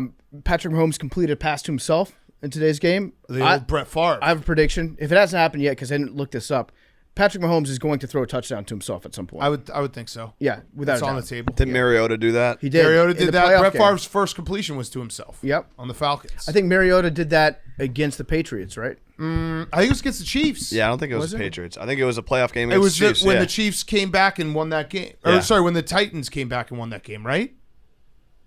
Yeah. I don't remember if they won. I believe it was against the Chiefs. I want to say Kelsey got knocked out, and then the Titans came back and won that game. And I might have reversed that entire thing in my head. I'm looking it up right now. Look it up. Look it up. This is this is good. Against the Chiefs. And did they win? Titans? Marcus Mariota throws a TD to himself on this crazy play. And what was the final score? I don't know. It's a YouTube thing. Oh. Search it. Someone search it. This is our version of making sure we don't have dementia. Can you remember this random playoff game from 7-8 years ago? 2018? Yeah, sure. No, not 2018. Oh, Definitely not Billy, it was on January 6th. January 6th. Oh, nice. Shout out. Oh, Yeah. it's coming It's up. your day. Yeah. Yeah. What do you have planned? I'm gonna. Big I'm cave. not a Anything big? government building. A little dust up? Just I don't know. Someone give me the actual score here. Titans versus Chiefs. January 22-21 Titans. Titans. Titans. Yes, they came back. Second half, Kelsey got knocked out. I'm pretty sure it's because I had the Chiefs. And I was like, this is bullshit. Chiefs were up 21-3 at halftime. All right, so my mind And we're still scoreless works. in the second yes. half. And yes, because that's the year after, or in that offseason, the Bears hired Matt Nagy. And Matt Nagy was, I think, the offensive coordinator. Yeah. So, sick. No points in the second half. Travis Kelce did get knocked out. Yep. Okay, next up, Lions 41, Bears 10. Not a lot to say about this game. The Lions just absolutely kicked the shit out of the Bears. I want the Bears to lose. I've said this before, but wanting the Bears to lose is just the most warm, comforting thing because they are so good at losing. So they're dominant. They're one of the best losers out there. They're really good, yeah. I don't understand any Bears fan that doesn't want them to lose this stretch run. I know that I said in October I would like them to mix in a win. At this point, it's not to sound like make it super serious, but it does feel franchise altering if you go from the second pick to the fourth or fifth pick. Second is a big one. And it might be the first pick if the Texans can beat the Colts next week. But it's so huge considering the fact that we just saw Bryce Young and C.J. Stroud play, everyone's going to want a quarterback. You could get a haul for this second pick and then reload your entire defense, hopefully, because their defense was so bad today. And Justin Fields had no time. He got sacked 7 times. He's been sacked the most out of any quarterback this year. Being in the pocket's actually more dangerous, Billy, for him right now. Well, because didn't he have 100 yards rushing in the first quarter? Yeah. Which, I mean, again, Justin Fields does something in the first half that makes you be like, holy He's shit, our guy. this is the guy. And then they lose. It's a great plan that they've got set up. They cannot win this last game. They have to lose. They have to have the first or second pick, and they have to trade it. I think they're going to lose. I I do mean, too. they are the New England Patriots of losing. Yeah, they're very good at losing. They know what it's to a do. It's a dynasty. I also wouldn't hate it if Justin Fields didn't play the last game. No, this is Because the one he that took you a would sit him. huge hit in this game, and it just I don't want anything bad to happen. So the Lions are 7-2 in their last 9. Yep. As far as their offense goes, they're incredible to watch. Their defense has improved. Aiden Hutchinson has 3 interceptions on the year. The one today was I don't even know what the play was. There was like 4 seconds left in the first half, and it felt like they were doing a Hail Mary, and then they didn't. He's a shutdown defensive end. He is. He's a He is. lockdown. He was against the sideline to prevent them from running out. Yeah, and stopping the clock. but there was not even time for that. It was kind of a crazy thing that they were even running a play. But yeah, he's been the real deal for them. And the one thing that would really, really suck, because I think we all agree the Lions would be very fun to be in the playoffs. If the Lions go to Green Bay and beat Green Bay, but the Seahawks also win, the Seahawks would go to the playoffs because they beat the Lions head-to-head.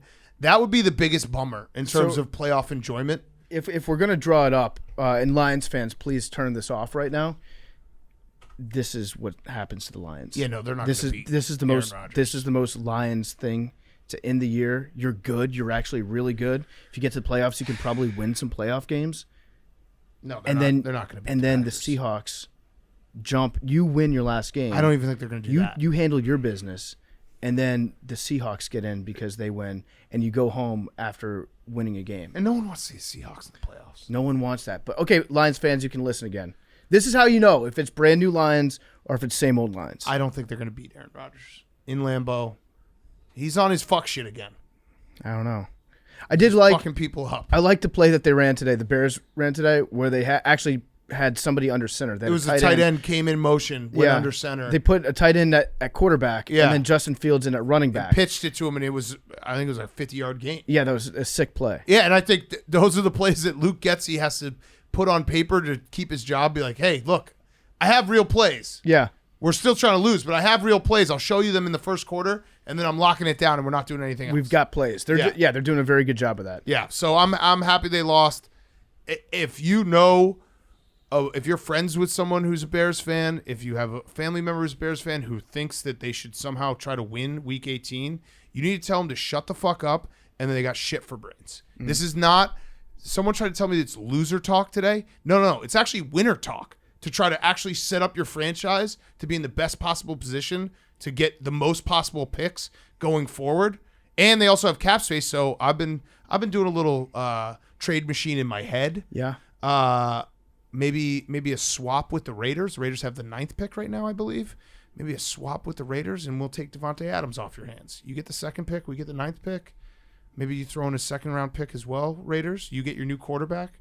We get Devontae Adams. Just something I've been thinking about. Yeah, it is. Raiders have the 7th pick. I agree that it's winter talk. If it would be loser talk if you were playing against the Packers in the last week of the season, Yeah, and you could had the eliminate them, opportunity yes. to eliminate the Packers, Totally then you want to different. win that game. Totally In this different. case, I agree. I think it's winter talk, and not to compare myself to Jesus again, but I did kind of sacrifice myself. I said a couple weeks ago. You did. The You did. Commanders. Credit to you. I will sacrifice the Washington Commanders playoff opportunity if it means that the Lions can get in. Because to you. I want to see the Lions in the playoffs. I want to see Detroit enjoy themselves. So I was happy to do it. Credit to you. I'll be back in Absolutely. 3 days. Big time credit to you. Jaguars 31, Texans 3. We didn't watch this game. The Jaguars are just the hottest team in the NFL right now. They've won 4 games in a row. 6 of 8. 6 of 8. They won 4 games in total from 2020 and 2021 seasons. Yep. They will be going for 5 wins in a row next weekend for the first time since 2005. Wow. They also beat the Texans for the first time since 2017. Wow. They hadn't beaten the Texans since forgot about that. 2017. they also had the biggest halftime lead they've had, 21-0, since the last time they beat the Texans in 2017. That's crazy. That division, it seems like it's filled with those types of weird stats where, like, the Colts don't win in Jacksonville. Yep. The Jaguars don't beat the Texans. It doesn't matter how dog shit your team is. Derrick Henry runs for 200 yards every time he plays the Texans. Yep. Doesn't matter how bad your team is. You always have, like, some weird stat in your favor in the AFC South. Yes, absolutely. The Jaguars, it's a great lesson in that the NFL season is long, and we should never make blanket judgments in October, which we always do. But the Jaguars, at the end of October, were 2-6 off of a loss to the Denver Broncos. They were 2-6 heading into November off of a loss to the Denver Broncos. Yeah. They've been 6-2 since. They have a win and get in game against the Titans on week 18, which might be flexed. No, Jake's down about that. Might not be flexed. I wouldn't want to play the Jaguars right now. No. I mean, they're hot. Jaguars, so Trevor Lawrence is like a completely different player. And you from have to how he play in was. Duval. They're doing that thing. Trevor Lawrence and Doug Peterson, for whatever reason, they're working together. Yeah. As like one person. They're sharing a brain. And Doug Peterson's a really good fucking head coach. He's a great coach. It's and insane how he got fired. I think they're going to smoke the Titans. Yeah. I think that's I do going to too. be we're going to be jagging off in the playoffs. Yeah. Duval, fill up the pool. Everyone put your jeans on. We're going swimming. It's going to be great. I'm psyched. Jackson DeVille's going to be wearing a thong, descending from the top of the rafters. Tony Khan's Hell going to be yes. there. Get all the major Jacksonville players in town. It feels like, by the way, the Texans got the memo that they have to lose as well today. Well, so a counterpoint to what you said earlier about, like, let's go back to ourselves at the start of the year and tell ourselves that we don't know shit about the NFL. Yeah. We were dead right about the Houston Texans. Oh, yeah. We nailed the Houston Texans. Oh, they're so bad. They're very bad. And I would like them to try hard week 18 against the Colts because that's a winnable game. But it does feel like the tank Texans, because they had those games, remember, against the Chiefs and we got a doink in Sunday Night Football. A miss. Fuck. They had those games against the Chiefs and the Cowboys where they were very much in them. Someone somewhere told Lovey, "Hey, dude, why don't you chill out? Like, we'll give you your job next year, but you got to chill out. You got to stop with this shit." So that's the question. I don't think that Lovey's going to be there next year. I don't know. Would that be back-to-back years? They fired a coach in 1 year? Because I think they'll let him stay for one more year. I think they just got rid of what's his face, Easterby, Rasputin. Yeah. So he's out. They're gonna, I think, let Casero run the show now. They want to hire Josh McCown, but they're still a year away from being a year away. But they've got draft picks. That's true. They do have draft picks. They've got draft picks. Okay, we'll see. I hope they keep Lovey around too. Yeah, try harder next week, Texans, please. Last one of the early slate, Falcons Cardinals. Didn't watch a second. Had no playoff implications. Desmond Ridder won a game. I watched a little bit because David Blau said that he was going to let it rip. Yep. So that was his pregame quote. He basically said, "Fuck it. This is maybe the only chance I'll ever get to start an NFL Your audition, game." yeah. So in my mind, I was like, he's going to throw no fewer than 3 interceptions and fumble twice. Mm-hmm. Like when David Blau is letting it rip, he lets it rip. Yep. And so I went back, watched all the highlights of this game, of which there were more than one. Okay. And David Blau played remarkably conservative, and he protected the ball. Yeah. So I think this answers the question. Like David Blau on the continuum of backups between a gunslinger and game manager, he's firmly in the game manager. Yeah, category. letting it rip. We know that. Letting it rip is like 1 touchdown, no interceptions. Right, So right. great game for David Blau. He did throw the ball 40 times. Yeah. He did let it rip He in did. that respect. He let it rip. He was safe with it. This game did not really have any true highlights, though. No. It was like a couple of short completions. I guess we did watch the very end. Good for Arthur Smith to win a game. Yeah. But like we said in fastest 2 minutes, 2 most attractive coaches in the NFL. I think Arthur showed Cliff who's boss. Yeah, he did. Arthur Smith is a hot body. Mm-hmm. Cliff Kingsbury, you're old news. Well, it's like you want a man, Yeah. or you want a boy. Yeah. Arthur Smith is next up in terms of hot coaches. Yeah. Like I could definitely see that being a Sports Illustrated cover. Mm-hmm. Maybe even the swimsuit edition. Yeah, Cliff Kingsbury is Instagram. Arthur Smith is LinkedIn. Yeah. He's just a boss. Yeah, he is. He's a boss. He's a boss. All right, let's do a quick ad and then we'll get to the afternoon games. These games are being brought to you by Game Time, created by fans for fans.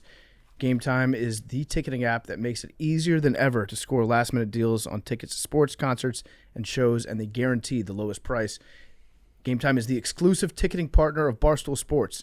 They cracked the code on how to score deals on last-minute tickets. It's possible with the Game Time app. The biggest last-minute price drops can be found on the seats that you thought you could never buy. The purchase process takes just 2 taps and 10 seconds. And once you buy your tickets, they're delivered directly to your phone. No printer needed.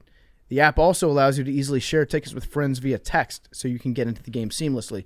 I've said this before, Game Time is the perfect app for sharing tickets, especially if it's with somebody that might not be completely technologically savvy, a parent, an older sibling, someone that doesn't really get the internet. Game Time makes it very simple to share tickets with those people as well. You can skip the hassle, enjoy the moment, get $20 off your first purchase. Download the Game Time app, go to the account tab, create your login, and redeem code PMT. $20 off your first purchase. Terms apply. Okay, we're back at it. We're going to get to Sunday night recap in a minute because we just watched the entire game. Let's get back into the afternoon slate. Chargers 31, Rams 10. Not a whole lot other than the fact that Chargers actually could get the 5th seed now, which would be good for your future. It would be. So everything's kind of playing out the way that I envisioned when I put that future down. Yeah. I saw, in my mind, I saw the Ravens losing. I saw the Chargers winning out. Then the Chargers get to go to Jacksonville in the playoffs, which, although the Jaguars are hot and they beat the fuck out of the Chargers earlier this season, you'd still rather go there than you would go to Buffalo, Kansas City, or Cincinnati. Yeah, and so it was good to see the Chargers have kind of, you're waiting for them to charger it up, and they haven't. Like, that was a game they should have won, and they won convincingly. There's still plenty of time for the Chargers to charge around a little bit. Well, it just happened in the playoffs. It'll happen in the offs, yeah. So it was a good win.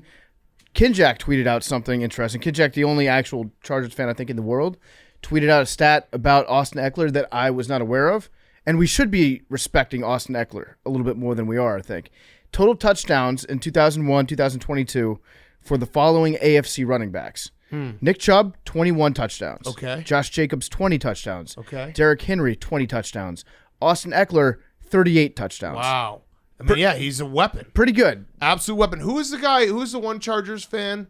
The other one we knew? Boltman? Boltman, No. Boltman. The guy in the comments section. Shane. Sierra Nevadas. Yeah, diarrhea something. Yeah. Yeah. Sierra Nevadas. He would just, bolt up. it was old school Barstool. He would just comment. He was the only Chargers fan I ever knew. He would just be like, got some Sierra Nevadas getting ready for the Chargers game. I think his comments handle was like Diarrhea Man or something. I did meet a Chargers fan this weekend actually at And the our guy Arizona Shane. Bowl. Yeah, Shane. He had a Chargers tattoo on his leg. I met him too. Yeah. That guy. I was like, that's a decision. That's also very funny because I think he just goes around and tells everyone like, "Hey, look, I'm a Chargers fan. Look, this I out." can prove it. His name was, "Can I have a side of diarrhea with that?" Can I have a side of diarrhea with that? Bolt up. And he would just comment like, "Getting ready for the Chargers, boys. Like, got my Sierra Nevadas." Everyone in the comment section would be like, "Go for it, man. We love you." Bolt up. Yeah, that's shout out him, legend of the Chargers fandom. Bolt up. Good news for the Chargers also. Joey Bosa played back. half the snaps today, so he's gearing back up. Chargers are looking good. Brandon Staley saved his job. On paper, everything works with these Chargers, It's but kind of scary. like they should. If the NFL was actually played on a spreadsheet, the Chargers would be like the Patriots. Yeah, They would be just dominant. And I think we talked about this last week, but when Mike Williams is out there, and Keenan Allen, like, I start to believe in the Chargers because they look totally different. Yep. And it just shows how deep the AFC is. The NFC is an absolute shit show, where we're talking about maybe the Bucs making a run. By the way, we totally forgot to mention the greatest punt of all time by the Bucs punter, who maybe saved the game by picking it up and kicking it off the side of his foot, running down the field. But the Chargers, I'm starting to believe in the Chargers as well. Yeah, the AFC playoffs are going to be awesome. There's not one. The 7th seed, whoever gets it, you could say maybe the weak link, but 1 through 6, any of those teams like can make a deep run. Definitely. And the key, I think, to this offense is when their tight end gets involved. Everett, Yep. dude is fucking huge. Huge. And he wears number 7, which is always weird to see when he catches the ball. You're like, wait a second, who is that? Who is that monster? Because I think he's 6'3", 240 pounds, South Alabama.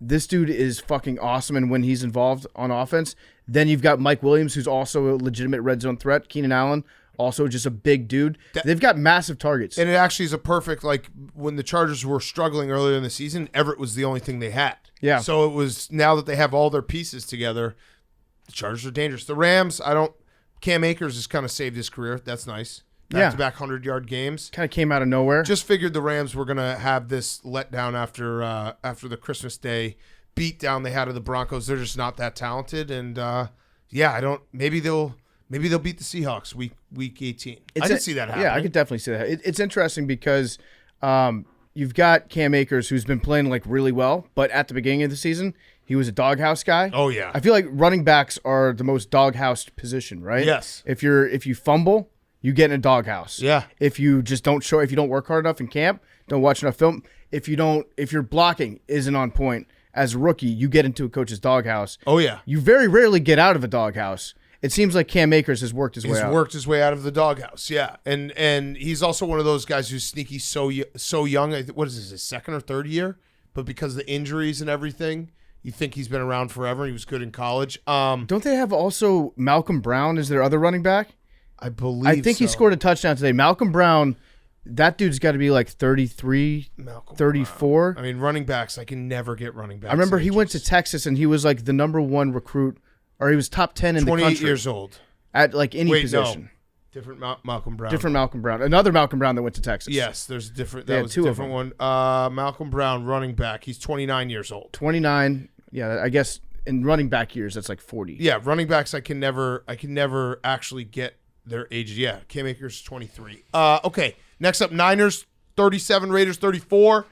We forgot in all the Cowboys, Hank's trolling of Cowboys 1 seed talk, the Niners can absolutely get the 1 seed. If the Eagles do end up slipping up in week 18 and the Niners win, they get the 1 seed, not the Cowboys. Yeah, when that was kind of incepted in my brain and it got going, the Raiders were up 14. Ah, okay. Gotcha. You said that you were talking about this before the Saints game. Oh, that's true. But the Vikings and the 49ers need to lose one of the next 2 games. It appeared, obviously, the Raiders are the Raiders, but that game was going as if the 49ers were going to lose. But wait, just to clarify, when you say when it got incepted in your brain, you mean when you thought about it? Yeah, and also, again, just to back up what Max said, you said you came into the day before the Saints-Eagles game saying Cowboys 1 seed.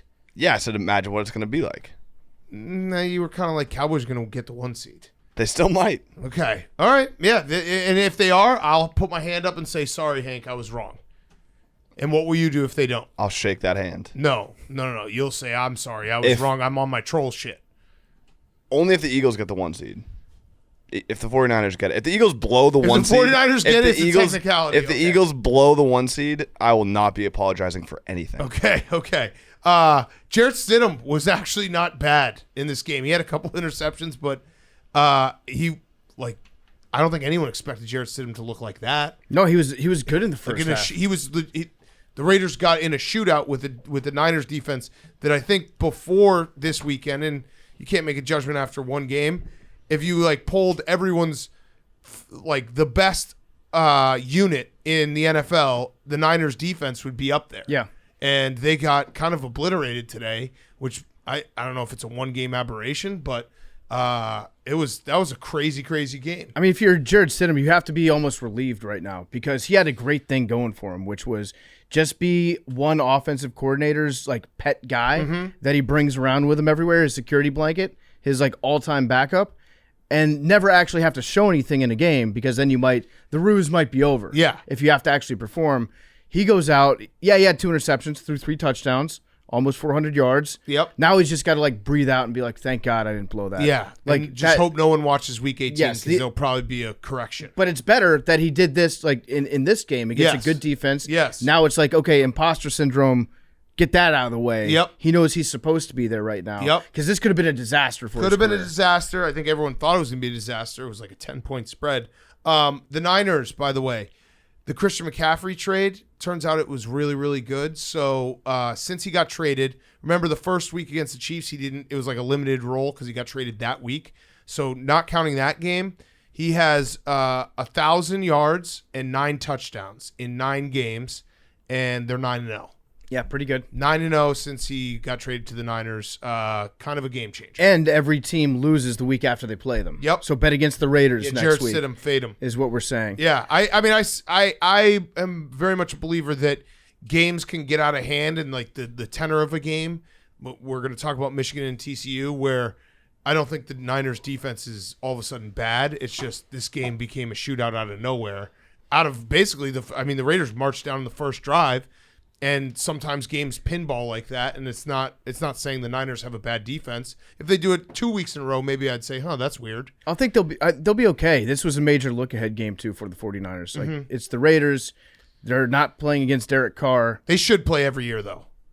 Oh, absolutely. I wish the but Niners... they should play in the Bay Area. Yeah, they should play in the Bay Area every year. So that means the Niners would also have to probably move their stadium. Yes. So True. Yeah, Move it an hour north. Yeah. The Raiders remember that Devontae Adams is good. That was pretty much the difference between the offense with Stidham and the offense with Carr is they just kept throwing the ball to Devontae Adams. Yeah. And be like, okay, this our best player. Let's get him involved in some of the plays. Yes. And then maybe he'll score a couple touchdowns.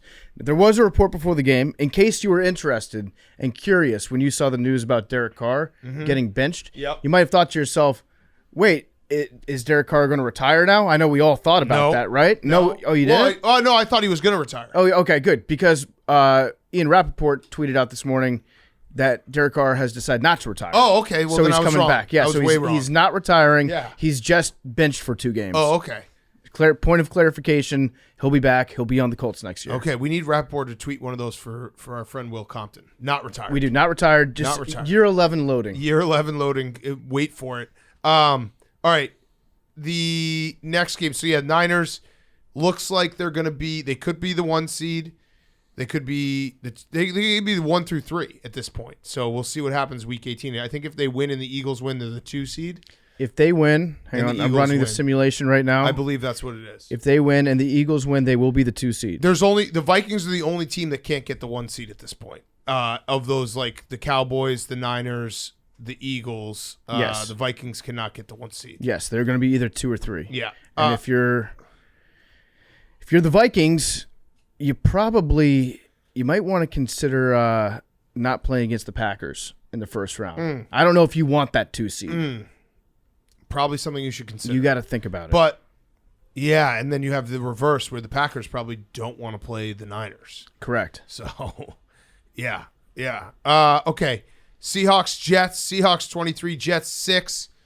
The New York Football Jets have been eliminated from the playoffs. They were 6-3.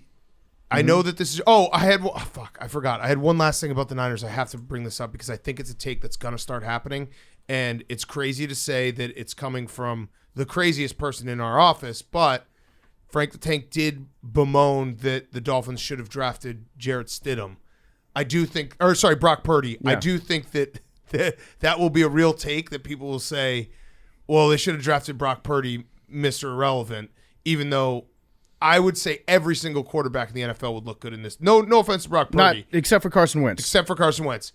Would look good in this 49ers offense. No offense to Brock Purdy, but he is in the best possible situation a quarterback could ever be in. He is, but to his credit, he's also making some pretty good throws. Yes, and he does this thing where he gets out of he like slides back out of the pocket that, I don't know, it's just, it probably didn't show up in his scouting report, and he looks awesome doing it, and it always ends up being like a 15-yard pass. He's got moxie. Yeah. Kyle Shanahan said in preseason he's got the it factor, and I don't know what the it factor is, but I know that when Kyle Shanahan says he likes a quarterback, you should listen to him when he says that. Absolutely. Now, it's going to be interesting next year what happens when Trey Lance gets healthy. What do?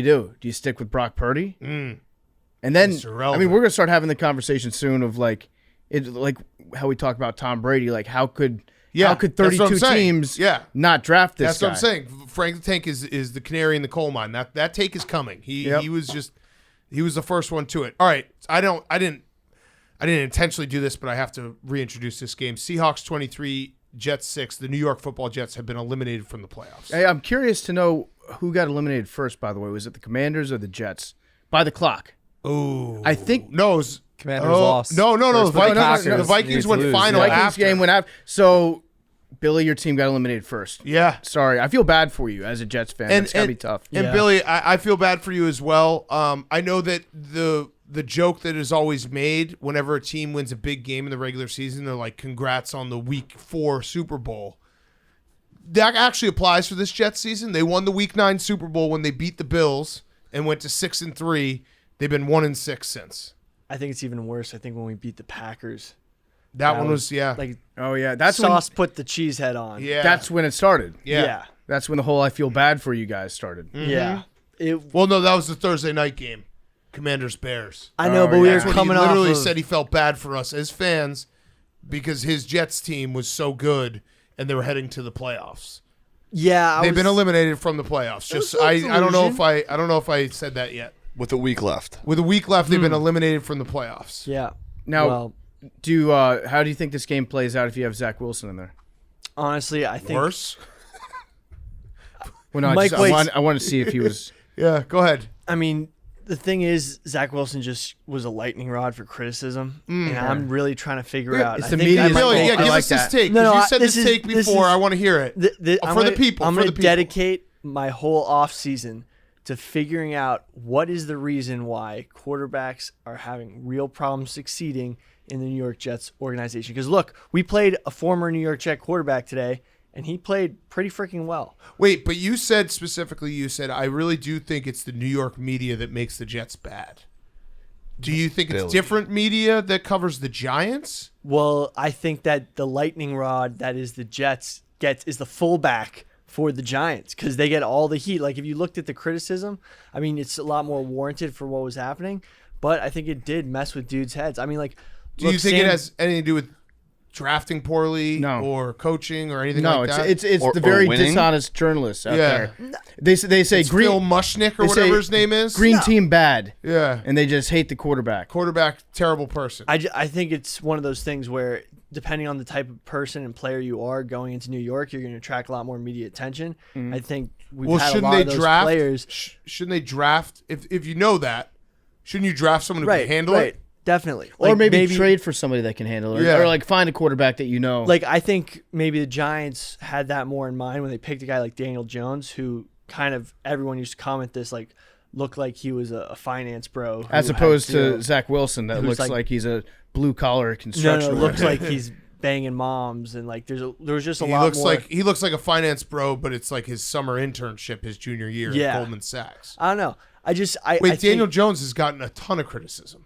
he has, but he's not gotten into as much media scrutiny. because he's not as bad. Well, and also Yeah. and he also He's kinda good now. has good answers at the podium. so is this a Zach Wilson should have banged those moms take? I'm just trying to No, figure it out. I'm just trying to figure out 'Cause that's what actually is the- the common denominators that's derailing all of these quarterbacks. And then they leave and They have might be success bad. elsewhere. I think it's drafting poorly. But what Yeah. about Sam Darnold?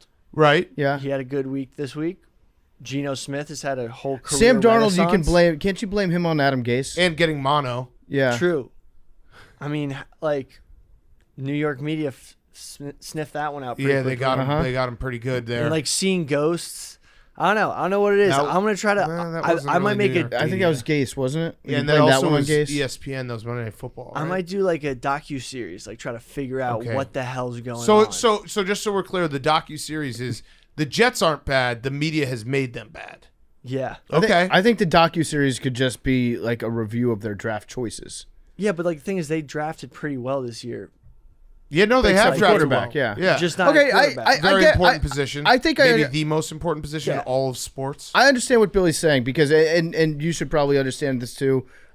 We are fans of dysfunctional franchises, Yeah. and a lot of that does have to do with their inability to develop a quarterback. No, but that's one in of the New biggest York, parts. it's the media's In New York, fault. it's the media. So Big Cat in Chicago, which has no media, It's the wind's it's fault. the wind's fault. In DC, it's the swamp. Yeah. and the practice field and the game field and the Same ownership. game field and No. Soldier Field too. Yeah, I'm not standing on that take as something incredulous, but like looking at it, Not the right word. That's okay. Keep going. what? no, What, cook. what do you Let think I Billy was cook. meaning?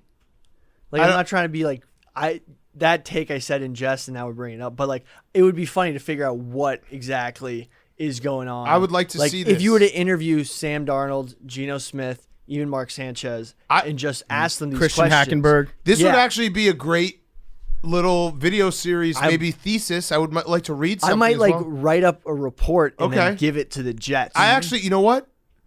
You should do that, and you I'm have going to to do do that that. now. I'm- You now have I'm going to to do that. that. Yeah. There's What no is mic. what is wrong Eliminate with the mic. Jets? yeah. Yeah. A Billy football We're gonna- investigation. It's gonna be Partnership full with the up NTSB. DC. Yeah. It's gonna be like a PhD. yeah. like- PhD level. Yeah, it's gonna be great. I do feel bad for you, Billy, and I'm not saying that just to get back at you for that time you said that to us, because I do think this Jets team was better than what they ended up with. Their record, their quarterback position was a disaster, and the silver lining is you did find out like Mike White is not the guy, so you don't have to delude yourself. Like it actually would have been in a long-term play would have been bad for Mike White to win these last 2 games, get in the playoffs, and be like, Mike White's the guy. He's a nice player, but he's not the guy. I think he has a long career as a backup, maybe a couple spot starts here where he can electrify everyone. But I do feel bad for you, Billy, because I do think this Jets defense was very good. And there was a lot of shit talking about the Jets and respecting the Jets, and they have been eliminated from the playoffs. I hate to have to keep reporting this, but it has to be reported. The New York Football Jets have been eliminated from the playoffs. Did you see what Rappaport reported? That they've been eliminated? No, that the Jets aren't going to move on from Zach Wilson. Yeah, Which I was like, I don't what? know what that means. They probably are trying to trade him, get some decent value out of there. What happens if They he said ends the up same good? thing about Darnold, and then they traded him. and Yeah, also, but what happens if he ends up being good somewhere else? Well, he probably will. I'm Yeah, gonna say like- no. no, I'm gonna but- say no. I mean, look, Geno say no. Smith, Sam Darnold. Yeah, Sam all these Darnold, other- Geno Smith were better than Zach Wilson. Also, But it they took didn't- Geno yeah. Smith like 8 years Yeah. to get good. And Sam Darnold, we don't still know. I mean, he's had a couple nice games. But it was. Hopefully, we beat the Dolphins next week, but that actually would be worse draft wise. But it'll be fun to see what happens. It will be. it's It still. will be fun to see what happens. I mean, It'll it's be fun to still. see what happens. We're The closing New the York chapter. Jets. We're closing the chapter on On this this season, season, yeah. but It it was- was cool. oh, it was man. fun while it lasted. So there is something to be said for a bad franchise having like a couple months where they're like, we're good. Yeah. Where you think that you're good. It feels awesome. It makes the football season go along a lot smoother. You feel better about yourself when your football team's winning. So I'm happy for Jets fans because of that. Yeah, and for also, September and October. And also, you have a great scapegoat in Zach Wilson. Yeah, it's big time. it's really easy to be like, In the media. this dude's the reason why our season sucked, but only because the media made him bad. Right, exactly. So there's double blame. Yeah. But yeah, 6-3. The very dishonest, 1 and lying New York 6. media. No, Yeah, and by the way, the one win was against the Bears, who were trying to lose, and it was Trevor Siemian. So yeah, it's been bad football. I know you have that Robert Salah Coach of the Year ticket. What percentage do you think that might cash? You still? never know. Maybe No. people put in their votes in October, Hank. I don't know. I mean, I said it was going to be a coach from New York, Dable. You said I think that? Dable's definitely going to, yeah, go back, check the Okay. tape. I said it was either going to be a coach from New York, Dable or Salah. And yeah, But you only bet on one. I only posted one. So you did bet on the other. So can we see you bet the other on one? both of them. Can we see the other one? So see Billy, the other ticket? so Billy, when you put your bet in and you placed your money on the Giants, what were the odds on that for Brian Dable? I bet on Salah. Yeah. Yeah, we knew. That's a constructive way of But saying I did not bet on. I said Brian Dable. I said said Dable. But whatever. Anyway, No, Billy. Listen, we're Wait. giving Billy a lot of shit, but honestly, it will be interesting to see what happens. Because, like, what if we pick up Lamar Jackson? It will be fun to see what happens. We could pick up Lamar Jackson. yeah, but how is he going to deal with the I don't. media? I don't think Lamar Jackson wants to deal with New York media. No. Absolutely not. I mean, taxes. Tyreek don't want to come here. Maybe some of that good water would be good. Maybe for it's his guts. taxes. You think Actually, it's that might taxes? be like one of my body paragraphs. Taxes. Why taxes have impacted the New York Jets. Oh, I like that too. Yeah, it's good. Yeah. It's really good. Okay, and then the That's Seahawks. probably why Sam Darnold was going out in Hoboken. Yeah, Probably why he was Taxes. slumming it with 22-year-olds instead of making out with high society people on the Upper East Side. true, true. The Seahawks are still alive. Pete Carroll's never lost 4 games in a row with the Seahawks. They staved that off today. They looked a lot better today, and that's a good Jets defense, and they were all over them. Never really a doubt. And now the Seahawks have to win and have the Lions win for them to get into the playoffs, to get that 7th seed. Yeah, it could happen. It could happen. The Seahawks just kind of keep hanging in there. Pete Carroll, probably never going to retire. Probably just No. going to coach football and look like he's 55 for the rest of his life. Yep. I wonder what he's going to do when he does hang it up. It's because he probably doesn't want to go through a complete rebuild, right? No, and we don't want that brain out there No. free No. with no football to tie it down. I don't know what he's going to do. A lot of free Kind of hours. scares me. Maybe uncover the world's greatest mysteries. He's probably going to figure out why the media is that's treating true. the New York That's Jets. true. He does have a lot of conspiracies about Jets. Yes, that's true. All right, last game. Oh, actually, we'll do Sunday Night Football as well. Packers 41, Vikings 17. This was an absolute shit kicking. It sucks that I wasn't able to enjoy this because I was in a rock and a hard place where we've been on the Vikings are frauds, and then now it seems like Aaron Rodgers is going to actually do this. I don't know how he keeps doing this, how he keeps getting away with it, but the Packers are in a true win and get in situation week 18 at home against the Lions. It's fucked up. I just hope they have to play the Niners and get absolutely pumped by them, but fuck, they're playing decent football Well, right now. the good news for you is, like, if they don't make the playoffs at all, then you don't get to watch Aaron Rodgers lose in the playoffs. Yeah, at no, all. it's another so banner. That's Yeah. actually, like, it's a banner for him in a weird way if he doesn't make the playoffs. Yeah. It's a year without a loss. It was this game sucked because I've been nice to Cousins 3 times this year. Mm-hmm. Somebody tweeted this at me and let me know there were 3 times that I believed in Kirk Cousins. Before the Eagles game, before the Cowboys game, and before the Packers game.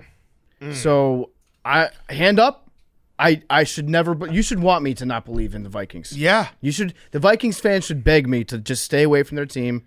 I'm happy to do that. It'll probably happen naturally. But here's some fun stats courtesy of Stathole Sports about their point differential. The Minnesota Vikings are at 12-4, negative 19 in their total point differential this season.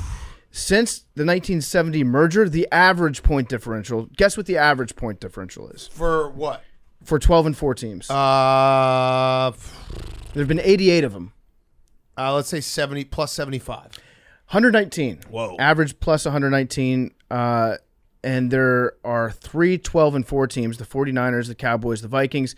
49ers plus 148, Cowboys plus 145, Vikings minus 19. Yeah. And the Raiders are minus 5 this Wow. season.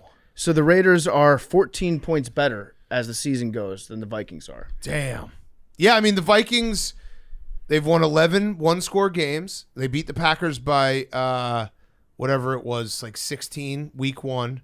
And then their 4 losses are 24-7 to Eagles, 40-3 to the Cowboys, 34-23 to Detroit, and 41-17 to the Packers. When they lose, it's bad, and it gets ugly. And we've talked about the Vikings so much in this podcast. It is what it is. I think we're going to be right in the end. Doesn't take away from being an incredible season. And Kevin O'Connell also is very much alive for Coach of the Year because he took a team that didn't make the playoffs last year to an NFC North title. But, yeah, they got absolutely smoked in this game. And I love whenever a guy talks shit and backs it up, and Jair Alexander did exactly that, calling week 1 a fluke. Completely shut down Justin Jefferson. He had 1 catch for 15 yards.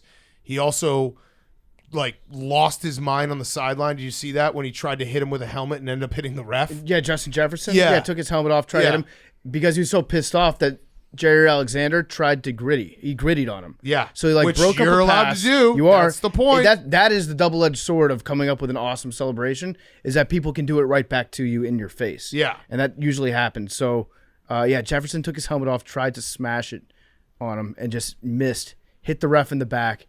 That was tough. Shout out to Vikings fans out there because there's one guy on Reddit. Hank sent this to the group chat. Yeah. I love this theory. There's a Vikings fan on Reddit that's suggesting that the Packers overwatered the middle of the field. That would only affect the Vikings players, to slow down the Vikings, Yep. but not the Packers. Wait, they play on the same field? They play on the same field, but Big Cat, you don't understand. It was covered in water and slopping wet, and Green Bay hasn't received any precipitation since December 23rd. Wow. So this guy, Glass Cherry 425, thinks that they hosed down the field to only their advantage because you could see it drying as the game went on, and Jair knew that he only had to guard the outside because Justin Jefferson wouldn't cut across the middle of the field. Whoa. So it's completely tilted, NFL rigged. At maximum, it was borderline cheating, according to this guy. It's dirty, dirty move by the Packers, according to Glass Cherry. They had time to prepare their tactics. He wants answers for why the field was slopping wet. Okay. I have a theory on why. Why? I think that they have a sprinkler system installed in Probably. Green Bay, and I think that the system, it sprayed water on the grass. Honestly, if they did do this, that's like an incredible move. It's classic Packers. I mean, it's just I have no problem with it. If you take it, if you're like, hey, we're gonna make it slower for ourselves too. Yeah. And hope this just affects them more than it affects us. That kind of rocks. Well, so what I'm hearing here is there was no precipitation since December 23rd. Right. And it's a grass field, right? Yeah. What does grass need to grow?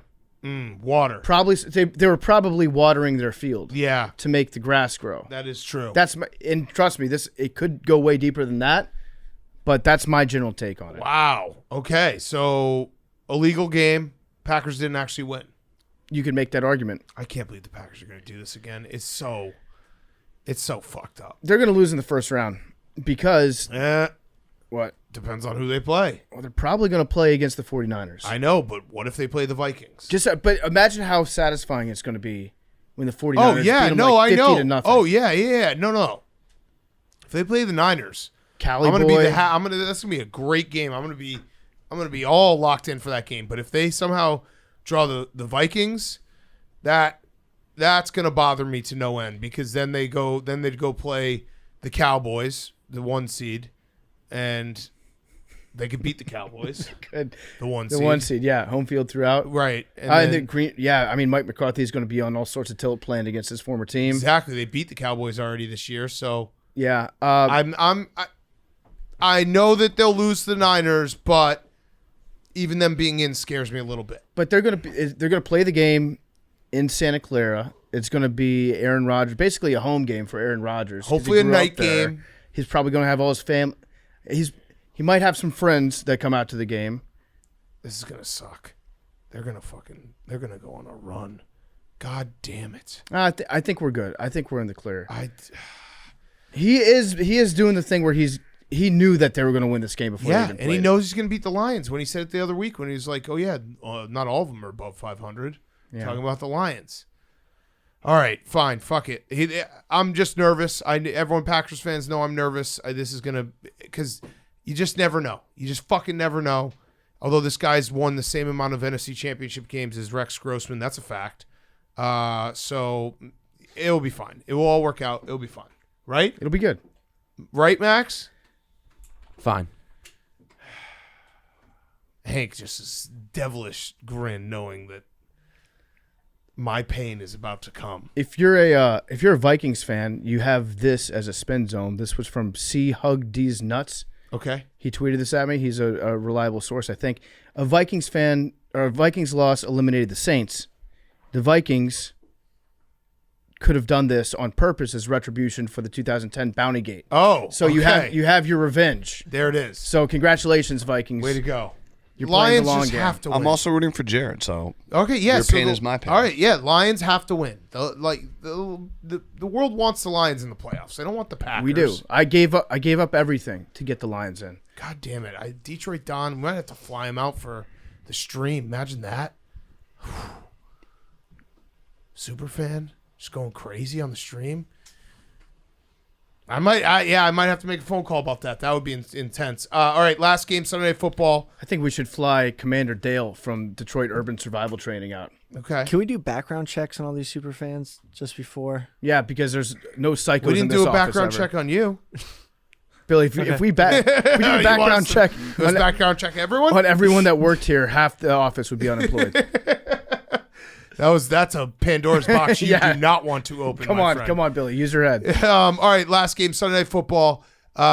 Steelers 16, Ravens 13.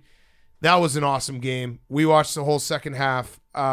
Kenny Pickett, he's a guy. Like, that drive was fucking awesome. It was guy material. It really was, and he was making all the throws, and Najee Harris looked awesome. TJ Watt, the Steelers somehow. Mike Tomlin, Coach of the year. he just never fucking goes under 500, and they might get to the playoffs. Like, it's not crazy. The Bills beat the Patriots, the Jets beat the Dolphins, the Steelers win Week 18.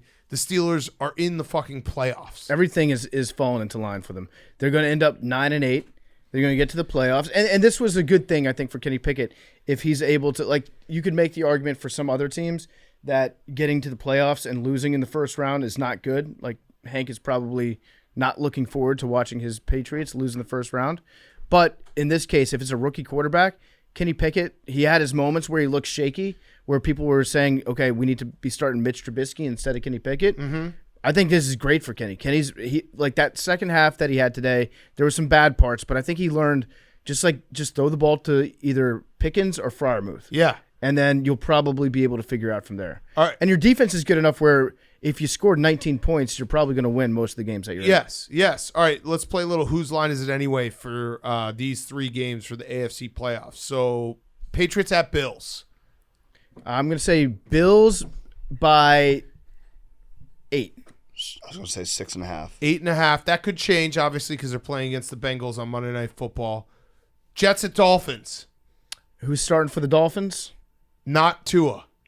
Not Teddy, right? Skyler. Is it going to be Skyler? Jets -1.5. Jets -3. Jets +3. Ooh. Whoa. So maybe they think Tua might start? That's that New York media. That is. Hating on the Jets. He could start maybe. And then the last one we have is where's the Steelers game? They might not have posted it because they just won. Yeah, they don't have it. So the Steelers play the Browns, correct? Is that in Pittsburgh? Yes, it is. Man, I'm rooting for the Steelers to make the playoffs. That would be fun for Kenny. He's our guy. He is our and guy. Hank, you are too, right? Yeah, definitely. It's going to be – I'm very excited for Week 18. I know that, like, most of the playoff seeds have been clinched, but the fact that we have this many games that are going to mean something is going to be pretty awesome. Yeah, it is great. It is great. Like, I love football. I love football so much. And football gets better every year. Yeah. Jake, you want to tell us real quick who's playing on Saturday? Yeah, so we have the double flex Saturday. It's going to be Chiefs Raiders and the AFC South title, Jags Titans, which means my flex of the year with your assists. Looking like 50-50 because it looks like it's going to be Lions Packers or Ravens Bengals. Right. Okay. Ravens Bengals or Lions Packers. Yeah. The Bengals do win the NFC or say AFC North with a win on Monday Night Football. Right, so if they win, I think we're in the clear. This game is going to rule so hard. Yeah. I can't It's wait. the most wins in a combined Monday Night Football game since 1997. That's pretty much ever. Yeah. Also, so all the Sunday games are TBD. I think they're going to make all like the relevant games at 4. Yeah. So 1 o'clock slate's probably pretty weak. It's going to be a long night for us, But boys. yeah. We're gonna have That's to be fine. grinding. I can do it. That's why we train Yeah. all season. Also, Right. we won't have to talk about any of the 1 o'clock. Right, it's going Yeah. to be a late start. So. That's fine. I Also works welcome out- this. I welcome a challenge. Yeah. But I'm going to bet all the 1 o'clock games just so we're Right. clear. I also have a basketball game at 2, so it works out. Oh, okay. They probably did the schedule for you. Exactly. Ah, nice. Who are you calling? Manhattan again against Niagara. Greg Paulus coming to town. Oh, the head coach. nice. Yeah. Okay. Wow. Legend. All right. Let's do one more ad and then let's wrap up the show. Yeah, before we get to the end of the show, it's being brought to you by Norton LifeLock. There's no better time than the new year to resolve to protect your identity and your finances. Identity thieves can take out loans in your name, take over and drain your banking and investment accounts, and more. It can be dangerously easy to become a victim of identity theft. LifeLock makes it easy to help protect your identity and financial future. LifeLock monitors your accounts and credit and detects potential threats to your identity that you may miss on your own. And if you do become a victim of ID theft, a U.S.-based restoration specialist will work to fix it. No one can prevent all identity theft. They can't monitor all the transactions at all businesses, but LifeLock by Norton is the New Year's resolution that's easy to keep. Join today, save up to 25% off your first year. Go to lifelock.com/PMT. That's lifelock.com/PMT for 25% off. Okay. Football guy of the week, Billy. So, last week's winner in a big upset was the Wobbly Browns fan. I thought it was going to be Matthew Marvin, the guy doing the pass sets in the parking lot outside the I love Detroit Lions Wobbly Jets. Browns fan. Yeah. But he won. Okay. So now for this week's. They should paint him at midfield instead of the elf. I think you said that last week. Did I? Yeah, it's a long football season. I think they should. Maybe he is an elf. I repeat it because it's a fact. Our first nominee is Blaine Gabbert, quarterback for the Buccaneers. He apparently, after a helicopter crash, hopped on a ski-doo and rescued some of the guys who were almost drowning. That rocks. rules. I love Blaine Gabbert. Holy man. shit. He is a real American hero. What a badass. Superhero moves. Yeah. That Hopped you on know his what? Jet ski. That's great vibes for the Bucs. Oh, yeah. Yeah. Like that's an all-time backup quarterback move right Yeah. there. Big time karma points. Plane of the year. Yeah. Plane of the year. Our second nominee is Daniel Jones. So Coach Dable said he had Daniel Jones break down the team, and when he did, he gave everyone an extra day off, something he didn't give permission for first. So Daniel Jones just commandeered the team and gave everyone an extra day off. I don't like that. I- Justin Herbert said you guys should be crying that you get that day off. I don't know. I just put it in here. It was pretty hilarious, but I mean, he just literally alphaed almost the whole organizational chain of command. Jets Yeah. could use a guy like that. Yeah. Third nominee is Stacy Collins, Penn State special teams coordinator, who a video aired of him, who basically he uses himself as a tackling dummy for his players Yeah. during practice, Yeah. and he's just getting laid out. And he's like 70, right? Yeah, Yeah. It's not that what he's doing is that physical and that crazy, but he's an older gentleman just getting totally wrecked. Human body craves contact. Exactly.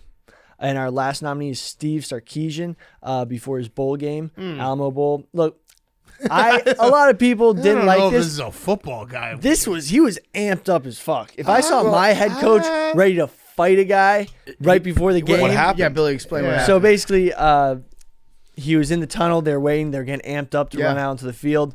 There was a coordinator producer who was putting his hands on him. It was like a field supervisor Yeah, that was making right. sure the team didn't run out of Barely tunnel. brushed him. He gave him a cup. There was a cup there. It was enough content, but like when you're in that zone, like when you're hyped up before a game like that, getting pumped and anything. No, I come don't on. know. There's a lot of emotions before a game. It gets pretty testy. That's pretty hype. That just shows his mindset. It could have been anything to set him off like that. Did they that win? just shows. No, they lost Yeah, by but double digits as a favorite. it was pretty ridiculous. But if I was a player and I saw my coach going nuts like that before a game, I'd be like, oh yeah, we're going off. My coach is like testy as hell. Like, let's go. There were a lot of rumors when Sark was up in Washington that he actually didn't mind a lot of strangers' hands at different places. I just all saw the it as time. more a guy. The way he yelled at him, I was like, that guy is just doing his job, and Sark is on a power trip. And I think his exact words is, "Don't ever fucking touch me again." So there were a couple elements to it. The first was just him putting his hand up. Yeah, that being was like, okay. Don't run on the field. There was like a grab. There was So that's there actually was a that's defined grab Listen, there. as someone he who's was milking him. But here's the thing: as someone who has breasts, and sometimes people will touch them, I don't love it. But at the end of the day, that's my fault for having the breasts. Did you see how he was dressed?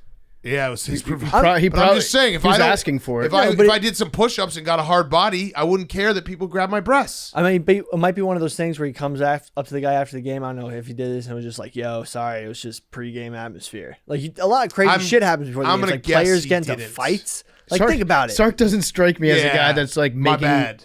amends with No, everyone. but think like before games, tons of like stuff happens like that where people are on edge, and it just shows like big game atmosphere. It wasn't really that big of a game. I guess it was a decent bowl I think game. this also is one of those situations where you don't, and this is not your fault, but like you don't fully know Steve Sarkisian True. and the stories and his True. career. He's kind of a psycho. Yeah, big time psycho. And you could see like a switch flip Yeah, on Sark when right, that it was was, like, happening. angry. Where he went into like, if he had a knife in his hand, Yeah. he would have stabbed the guy. It was rage. But hey, put him on the list. He's on the list. Let's Football let guy. the it people, is a football yeah. guy. Yeah. let's let the people decide. Yeah.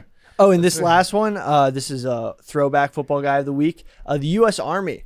Basically, this was pretty cool. Ran across this little photo of basically they had a prototype grenade. So you know how like the classic grenade is sort of baseball shaped. So U.S. soldiers, when they were throwing it, had a little relative familiarity. Yeah. Basically, they also made a almost Nerf football grenade. So it was just this prototype was just a Nerf football with a giant like bomb in the middle that U.S. soldiers were supposed to throw at like tanks. Essentially as like a recruiting tool specifically for Billy That's to awesome. join the military. Yeah, That'd be pretty sick. Imagine that. that would be sick. Slinging. Imagine like we invade Iraq again in 10 years. Josh Allen, put him on the front lines. He just slings like a 70-yard bomb. Saddam Hussein's son catches it and it explodes. Yeah, Be yeah, sick. yeah. All right, good job, Billy. Hella fantasy I like points. that. Good. That's a good varied group of football guys. Wait, so was the last one just like the United States military? Well, that's a throwback. That's just like a cool story. Got it. Okay. Ready for who's back of the week? Yeah. I'll do college football for mine. You want to start with that? I was going to say we didn't talk about it before, but we should talk about the college football playoffs. Sure. They were awesome. I had a great time. It was Michigan TCU was one of the most chaotic games I've ever watched. So was it the end of the third quarter / start of the fourth quarter where we had 49 points in 4 minutes of game time? It was like the 10-minute mark of the third quarter. All hell broke loose. Yeah, I think if you go all the way back to the 10-minute mark, we're at 57 points. It was worth chaos. at the end of that. It was incredible. It was like as soon as TCU felt like they were letting Michigan get back into it, there would be just a guy breaking through in the secondary for TCU, and you're up 14 points. It was also it was basically anytime Michigan decided they were going to blitz, TCU would score an 80-yard touchdown. Yeah. Because they just couldn't cover everyone. And Michigan did get screwed in that first half call. I don't know what the fuck the review was. He scored a touchdown. Yes. And then they fumbled on the goal line the next play, but that was a touchdown. I still think that TCU, the season they've had, and it felt like they could keep scoring if the game went on for another, 5 hours. They just would have kept scoring. Yeah. So I'm not going to say that Michigan should have won. I just am acknowledging the fact they got screwed. But holy fuck, TCU just made Michigan play a Big 12 game. Yeah, and it was just back and forth. Like I think if they played that game 100 times, you wouldn't have that many points scored more than 3 or 4 times. Yeah, and to match what Big Cat said at the end of the game, the very last play. Yeah. Michigan was trying their hardest to extend the game, try to get a touchdown if they could. Their player got tackled. It was pretty clearly a targeting penalty. Yeah. The guy from TCU came in high, hit him in the back of the neck, back of the head, and the referees took a look at it. And this is one of those situations where common sense will tell you this game should not be called on this play. Like, Michigan was not going to win. TCU should win this game. But by the letter of the law, it was definitely a targeting penalty that the refs clearly saw on the replay and just said, kind of don't want to call it right now because it doesn't make a difference. Also, Michigan just couldn't have had a worse end of the game, trying to get something going for even a Hail Mary spot. Yeah, it was a bad last possession. Yeah. And so I think it didn't really affect it. Michigan wasn't going to win that game. But by the letter of the law, they should have gotten that targeting penalty. Yes, and they should have scored that first time. But TCU, there is a lot of college football fans who thought they didn't deserve to be in the college football playoff, which was crazy. I've been standing on the soapbox for them for the last month. They ran a gauntlet of a regular season undefeated. They lost by 3 in overtime in the Big 12 championship game. I know that they don't have the talent that some of these other teams have. If you look at the composite talent ranking, they are a true outlier. If they win the national title, it will be the least, highly recruit or the least talented on just purely paper team by a large margin, because it's just always whoever has the top 10 recruits class will end up being the national champion. I don't count them out in this game against Georgia. They are fucking whatever it is. The Hypnotoad, I don't know what it is. They're just good, and Max Duggan's a fucking baller. Yeah, I'm going to bet on them. Yeah, they do seem like Team of Destiny vibes. They've got tiger blood. They don't die ever. They've been pushed to the point of just collapse so many times this year. In this game, they got off to a lead, which was crazy. You never see them do that because they're usually falling behind 10, 14 points early, and then they have to battle back and dig themselves out of a hole. There is something to be said about that, too, being tested like that, because when you get to the college football playoff, a lot of the teams are the bullies in their conference, and they don't play more than 1 or 2 really tight games all year. TCU's played pretty much every game. I mean, they kicked the shit out of, I want to say Oklahoma State, and they beat Texas pretty good, even though that was, not a huge margin. Every other game has been just crazy. And back and forth and digging themselves out of holes and late game heroics. So they're tested. Max Duggan is awesome. Yeah, he's awesome. He's playing so well right now. They do seem like Team of Destiny. They've got the Mike Leach thing going for him too. Yeah. Sonny Dykes is that's his guy. I love Sonny Dykes too. Yeah, He's a fun Sonny coach. Dykes. Yeah, and Fun he's coach. I think they recurring guest. were like plus 900 at the start of the year or something like that. It's yeah. Probably worse, probably. it was crazy. Yeah. They were supposed to finish last or one of the worst teams in the Big 12, coming off a 5-7 year. Gary Patterson has to be like, well, I guess I really did suck at the end there. Yeah. Because you don't see teams do this, and it's the whole story's incredible. I'm very happy for TCU. Michigan, I don't know, like I think that still is the winningest Michigan team of all time. I don't think any Michigan team's gotten to 13 wins. Mm-hmm. So, and Harbaugh has them in a good spot, but you have to feel disappointed the fact that you're an 8-point favorite going into the college football playoff, playing incredible football, and then that game happens.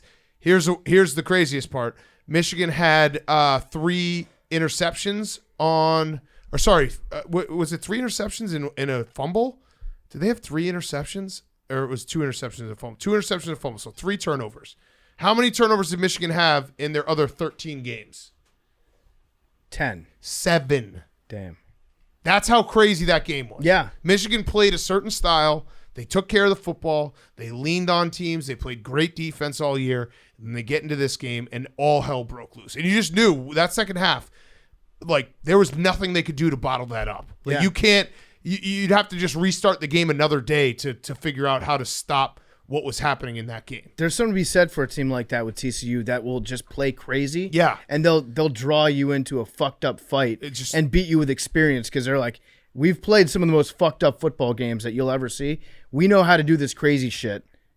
You don't. You Right. are clearly you're very good at playing formal football. We're just gonna fuck with your brain and put you in scenarios that you never even dreamed of. Yes, and that one last thing about this game, the Quentin Johnson, that touchdown that he had, that long touchdown he had, where he did the little like fake jog and caught the linebacker or cornerback, was one of the coolest moves ever. You remember that play? Yeah, where it's like who did that in the NFL recently? He hit him with a little slow step fake jog, completely stopped in his tracks, and then boom, gone. Yeah, I think somebody did that against Diggs, and it worked to perfection. It was such a cool move. And then the other game was even better, I would say, because the Michigan TCU game was chaos, and you kind of like this. What are we even watching at this point? Ohio State Georgia was just a great game of 2 teams that were so evenly matched. I mean, Ohio State, for as much shit as Ryan Day's gotten in the last month, and he deserved a lot of it because he got whooped by Michigan again. Like, there's no moral victories, but he kind of answered that they can play on that level, and it's not – they might have like a Michigan problem, but they don't have a problem in terms of competing for national championships. C.J. Stroud, that was an all-time performance. This game had one of the craziest finishes when you take into account what was happening at the time in the world, where I think everyone was looking at the clock and being like, wait, am I going to be able to change over to a countdown channel to see when it's going to strike midnight? It's going to go to 2023. I bet you some couples broke up because of managing the television channel. There are definitely some big fights out there. Our guy John Rich was live tweeting. He took the remote at the party he was at, and he got caught by the host of the party with like 2 minutes left. Oh, and was like, getting away. The remote, change the channel. Like, put that shit back on Anderson Cooper. Yeah, right. We got to watch what Ryan Seacrest is doing. Oh, Milo had a great party. It was so funny watching Ryan the live cut in at halftime when Ryan Seacrest like, here's who we got coming up. It's like, dude, no one cares. We don't care. This game rules. This is the timing of the ending was so crazy that they snapped the ball in 2022, and when they blew the final whistle after the kick missed, it was 2023. Yeah. Didn't they switch these games so that they weren't on New Year's Eve? Or am I crazy? They did, for but a now bit. Because it's Sunday, they ran up to Sunday.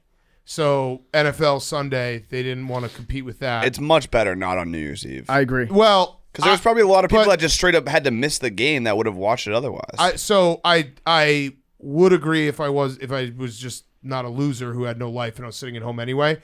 I was just sitting there thinking, I remembered when it was on New Year's Eve and I did have a life, and I went to a New Year's Eve party, and it was Alabama-Michigan State, and that was one of the worst college football playoff games we've ever watched. Yeah, like Oklahoma, and Clemson. being like, fuck, like I burned all this, like, hey, we got to be at a place with a TV for this. Like, fuck. I think I was just so happy that this game was played. That was like one of the lowest rated bowl games ever, I think. That in Washington, Alabama.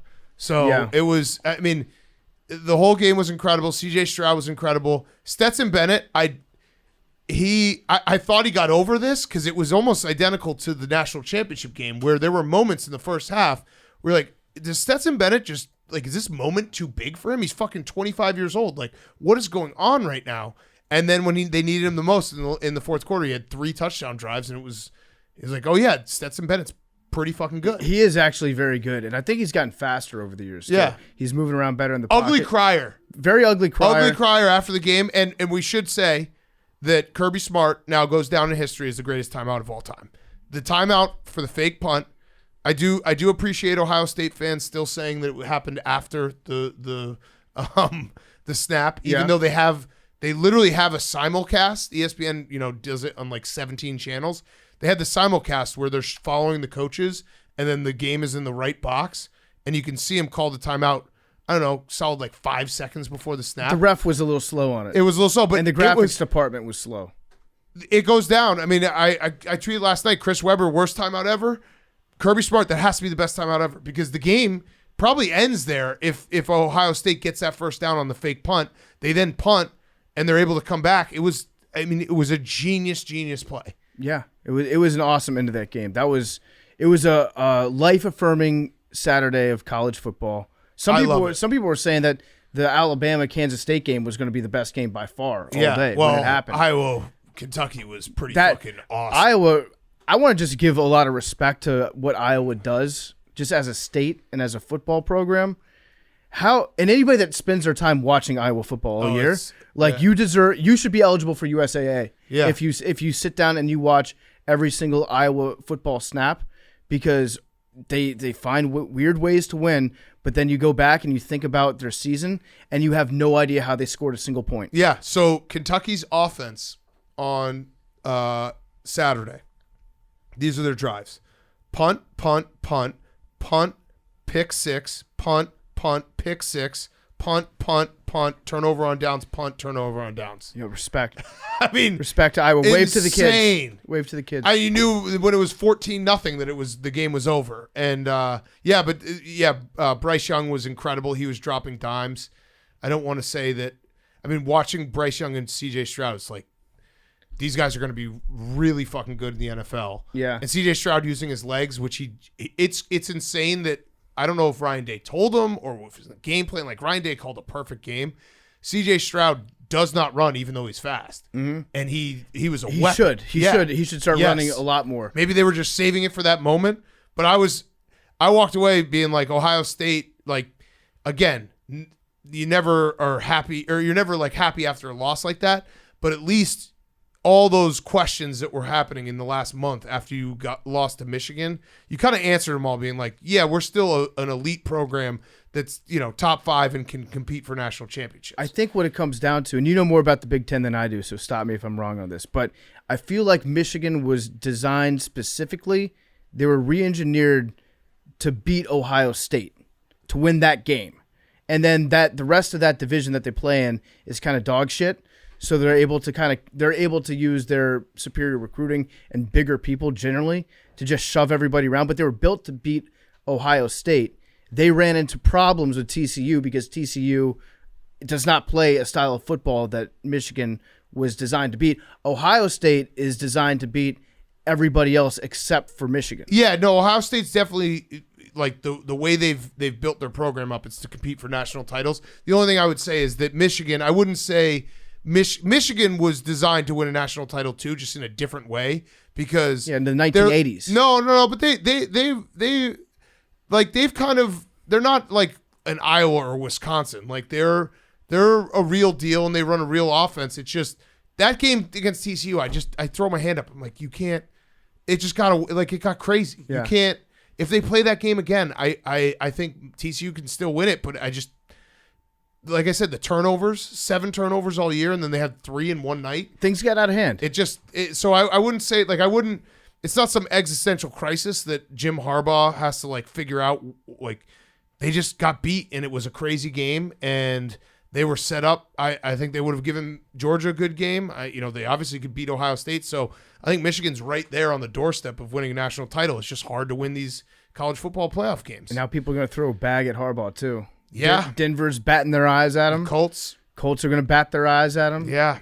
It'll be interesting to see what happens. But yeah, great night in college football. Also, just a great night to just shut up any losers who are like NIL and transfer portal. Like, Yeah. transfer portal, if you look, probably helps that like those teams and makes everyone a little bit more competitive. Yeah, I mean, college football has us by the balls. Yeah. We're going to watch. I love it. You can put it on New Year's Eve. You can put it literally at the stroke of midnight, and we're going to watch it now. There's something about college football. I know I love NFL, but like when college football is at its peak, I think there's nothing. It's kind of borderline romantic. Like when I watch a great college football game. Like this is just, it just feels like you're watching history. I think because there's more variables about what can happen. Well, it's in the any game. bands, it's the history, it's just everything. It's something about college football. It's just I don't know. It's kind of like what Troops told us when he said that, NBA is a business, NFL's business, football's a sport.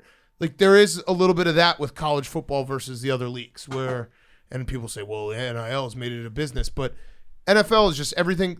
You wouldn't get the TCU Michigan game in an NFL playoff game because everyone's just better and safeties don't make mistakes and guys don't run for 80-yard touchdowns. I mean, the Kansas City Buffalo game was pretty close. That was close, but it was also remember that game was not that like Fourth quarter. Yeah, it happened. It got away for like 5 minutes, but Yeah. that was also one of the best. Like you could have that happen pretty much any night in a college football game. Yeah. All right, Hank, your who's back. Sorry. It was a longer who's back. We had to talk about college football because it was awesome.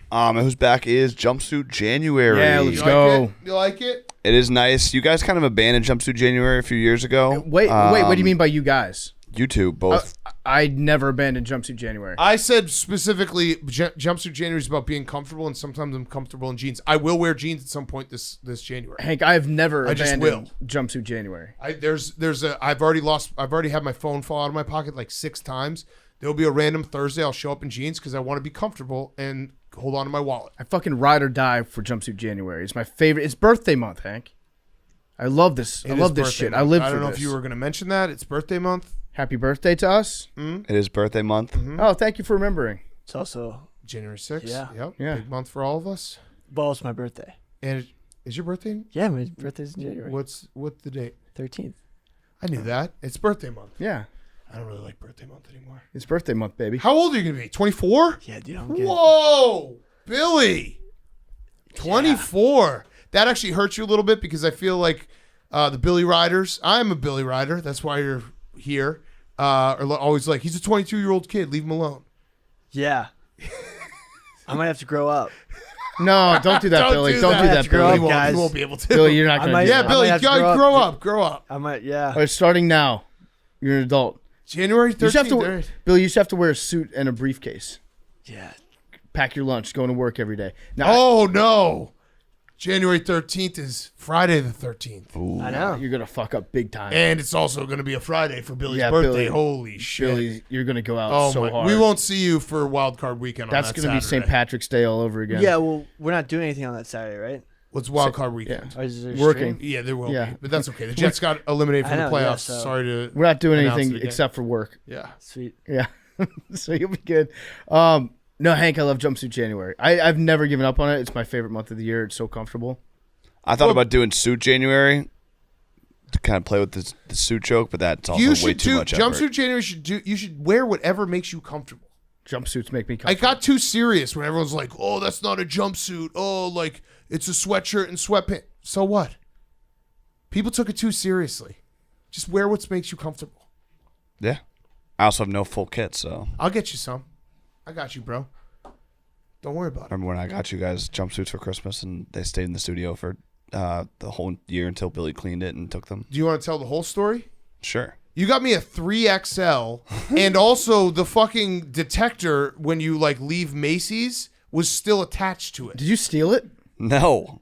I think you stole Hey, it. did you want to? You left that part out. I don't know that it was a 3XL. It was so Billy big. still has it. I took the thing off it. Those are- and you gave me a gift that literally is like, hey, I stole this for you, I did not steal it. but it had it on it. Okay. But you still didn't wear it. I would appreciate a stolen gift more than I would appreciate a gift that you bought for me. If you steal something, then It I was- know that you put your heart into I it. was swimming in it. You basically were like, here, fat ass, take this stolen gift. Walk around with this so you can maybe go to You jail. know, you know what's the worst part? When I took it off the thing, some of the ink Oh, of course. got on it. Yeah, of dye course. packets in Yeah. there? Yeah, so now everyone, whenever I can't wear it out because people will think I stole it. Yeah. Sick gift. Wow, you made us all look like criminals. I'm Hank. going to get you a jumpsuit January gift. I'm excited. Okay. I am too. It's going to be great. It's Yeah, going to be the best jumpsuit you've ever worn. I'm sure. Okay. Will you wear it up in the C-suite? Yeah, if it comes in January. There's a dress code on the third floor. Jeans Friday? There's not. All right. PFT. My who's back of the week. I have two, if that's okay. Yeah. First is fantasy drama, specifically Jerry O'Connell's fantasy drama. Uh-oh. So somehow, some way, Jerry has gotten our team into the finals of our league. Somehow, some way, he's a genius. He's a beast. So Jerry, if we win this, we as a group get $25,000. Fuck yes. Because it's a big money league. So we've told Jerry, and it all comes down to tonight. So we have Joe Burrow on our team, and whoever it is we're playing, I forget who it is, What's the score? has Josh Allen. We're down by 10. Oh. So we need Joe Burrow to outduel Josh Allen Okay. on Monday Night Football and get Okay. 10 more points.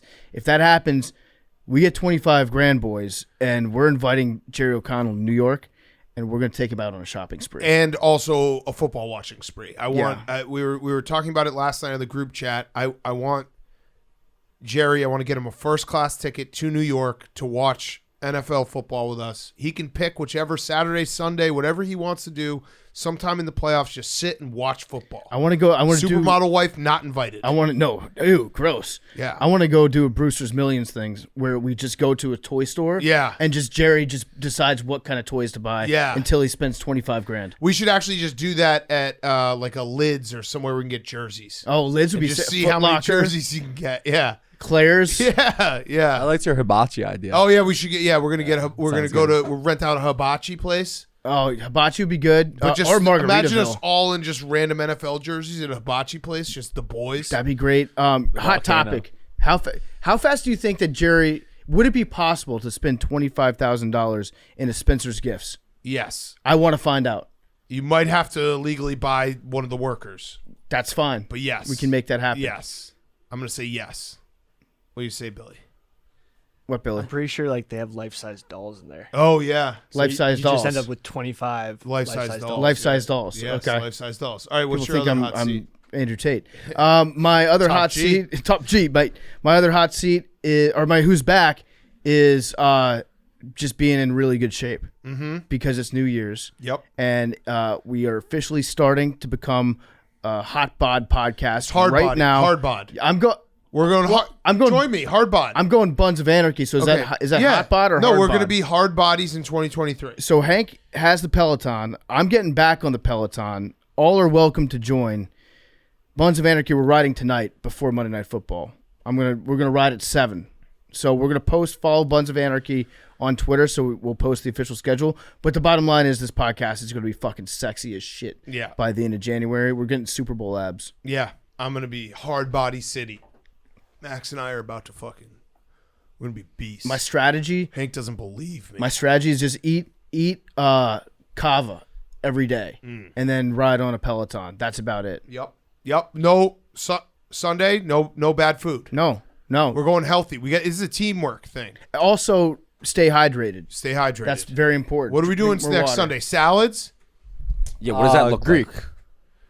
Chirping chicken, just chicken. chicken. Chicken. But it We're comes getting with a lot of chicken. pita Chicken. bread. Yeah, nervous bird. that's We got to fair. throw the pita bread out. That's probably why Carson Wentz is nervous in the pocket. He's Yeah. just eating. Eats too much foul. duck? Yeah. That just got shot. Yeah, Yeah. he- So the he's last nervous. thing, it just has super. He's got wounded duck energy. Yeah. Yeah. Holy fuck. Yeah. Whoa. All right, Billy. Now who's back is Poe, the Ravens mascot. Yes. He was never Tor- injured. No, he was. No, I don't. I saw what happened tonight. He hopped up. He hopped up. I don't think he was ever injured. I think it was a long con. Well, he did get hurt the first time. I think that was all show. I think it was all built up for this moment because they brought him out for this game, the highest energy game of the year. I just think that they rigged it. I don't think that Poe, and they also introduced 2 other mascots this year, so it seemed like they were ready for it. That's all I'm saying. Okay. It was a great Kevin Nash bit. Stay woke. Jake, finish us off. My who's back is John Cena. He wrestled for the first time in more than a year. His streak is now every year he's had a match since 2000. Wow. He beat the buzzer. And so Current guest. it's interesting that right when he wrestled, Barbara Walters died. Let's not talk about that. I know, that's what I'm saying. It seemed like we can joke around all we want and we can do our little wrestling thing, but let's have some respect for a dead journalist icon. Agreed. I thought it was in poor taste that John Cena continued to wrestle. That's Agreed. Okay. That's the show. Drum roll. Is this So, not flex of the year? Grand finale. Here's the grand finale. So here's what's at stake. Everyone who's followed along, we said Hank, he gets till the new year to win the lottery ball machine, which have you ever won it? No. Okay. Nope. No, I Just have wanted not. to make sure. Yep. The Jets are eliminated from the playoffs, and have you ever won this? I have not. Okay. I have never won. So if Hank wins this one, PFT and I owe him $5,000 combined. If he doesn't, he owes us $5,000. Now, we talked about it before. I don't really want to take your money. I do want to take his money, but I'm not going to because it'll make me seem like a nice guy. Yeah. Well, I just don't want to take his money because listen, like he's got golf to play. I'm not. No, sure I'm down. that's Listen, it. I'm not. I don't want to sound like I'm getting out of the bet. No, you were not. You were not. Like, I wanted specific. You were not. I thought it would be interesting because you got to always evolve and figure out what's next. I threw out the idea that if you do not get this, Hank, I think that everyone in this room on Sundays, we put $20 into a jar, and that becomes the pot, and it just rolls over. So every week you put in $20, and if anyone hits it, they get the pot, and Hank has to match the pot. So then I would take your money. that's fine. Are you okay with that? Yeah. Because then it would be exciting if anyone else got it. They get the whole pot, and Hank matches up to $5,000. I'm fine with that. I also threw And out- also I just the idea of threw you out- having to give like Billy or Jake money would be so fucking awesome. Quick question: is it 20 each? 20 each. 20 each every week. And Billy, I you know afford it? the next question, you don't have to play, but you're not going to win if Right. you don't put your can money in. you Right, can right, right. absolutely sit out. Can I Venmo? No. You're going to make this That's very Cash, difficult. cash, Okay, it's gotta cash, be cash, cash? cash. We actually have a safe. I think Meme's got a Really safe. scared of cash. That's Yeah. good He for is us. cash. Yeah. So So, yes, He's if gonna you don't, he's gonna try to throw it, so he doesn't have to deal with cash. yeah. So, Hank, what's your strategy? Because I think you have a strategy, Oh. which is, it's hilarious that you have a strategy for picking a number between 1 and 100. Yeah, and also we should just say when I hit the machine and the balls all flew out with Tom Fernelli right before break, they put them all back in. We couldn't find the 3 ball, which Hank has never Which guessed. is what Tom Fernelli guessed. Which was what Tom Fernelli guessed, which Hank has never guessed, I don't think, because that's Meme's number. So Memes got screwed. Hank did not screwed. Actually, it was actually in his favor because it's less balls that he has to guess right. Sure. So you're even worse at this than we thought. Whitewashing history. So just want that on the record so Hank can't say, "Oh, this is bullshit." What is your strategy, Hank? We sat down over Christmas, my family. It was a big topic of conversation. My dad threw out this idea. It's all I got left. Vin Diesel, you got to roll with family. My sister had a child, her first child, on 10/13. My brother's wife had a child on 11/23. 23 plus 34, 57. 57. 23 Oh. plus 34, 57. I Wait, like what's the 34? Wait, 11 plus 20, 11/23. So Got it. 10/13 is 23. Yep. 11/23 is It's 34. Yeah. yeah. 23 plus 34, 57. Honestly, I got to say, like, I'm a little scared. I think you're going to get it. 57 is a good number. Family. It's a good number. How many times has 57 hit? I've processed this, and I'm pretty confident in saying you're not going to get it because you fucking scared. suck at 3 this times. so bad. It's a 3-time It does- champion. But it's Hank. It's a good number. He can't get it right. He's Family. so bad at this. Vin Diesel. 57 is good. The funny part is when Hank gets this right, which he will, because 57 is a fucking lock. Everybody's going to say that this was totally set up, and since it's the last one, they're not ever going to believe that you got it right. Yeah. But also good news because you're not going to get it right because you're Hank. But he has a 1 in 99 chance instead of 1 in 100. Yeah, that's true. Better chance. All right. I'm going to go with 17. Quick crowdsource thing on that. Yeah. if anyone looks back to any of the YouTubes and sees number 3, we're trying to figure out when it may have been lost, going through old ones. So just maybe a group effort. Quick crowdsource. Billy, what percentage of your job do you think is crowdsourced that you put out? AI and crowdsource. APB for the number 3 ball. So your strategy, like instead of looking all around this room, was to ask No, I all our looked for it listeners to before- watch every episode of before Part of My break. Take. Before break, Jake and I counted every single ball when they Okay. all flew out, and we were looking for them. All right. Hank, what's your birthday again? June 13th? Yeah. Did I nail that? Mm-hmm. Is it right? Is that right? Jake, can you find that for me? It is. I gotta scroll back to the day we forgot about the Papadias I'm not lying. It is. I think you're lying. That's rude. because it was a Sunday last June 13th. year. Okay. So 19. June 13th. 19. 6 plus 13 equals 19. That's my guy. sure you don't wanna Hank. also family. I'm keeping it in the family. You don't want to include 1 plus 14? 18. Or 1 plus 13 for Billy's birthday?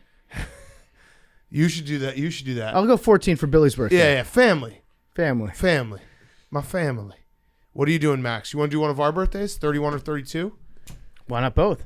Yeah, I'll give you both. Sure, I'll take both. Oh, you know what I'm gonna do? I'm gonna do my favorite dates in January, which is both your birthdays, Okay. and January 6th, so it's 69. Oh, okay. Okay. There we go. Good job. Good job, Billy. Oh, Wait. It's also Oh, yeah. 1/3. It's 6, 31, 30.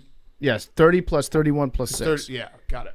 this You is got it. also- nope, never mind. Nope, that's 68. No, that's Yeah, 68. that's 68. Damn it. This the last one for our guy Sebastian. It is. So he has 72. I'm rooting for Sebastian. This is his last That would be chance. awesome. You're not gonna get it. Why do you even? You know what's crazy? Hank thinks he's gonna get it. Big Cat, do you want to let Hank press the button? You want to press the No. button? No, Hank, you should. No. You should.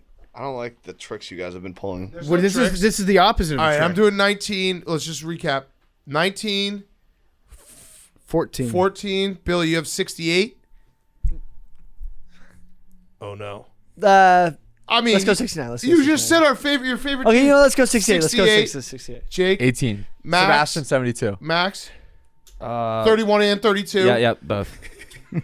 57. 57. A lot of Hank. numbers. Wait a second. One of us is going to get for Where's sure. 31? Where's 31 and 32 coming from? No. 130, 131. Okay. So he got both. All right.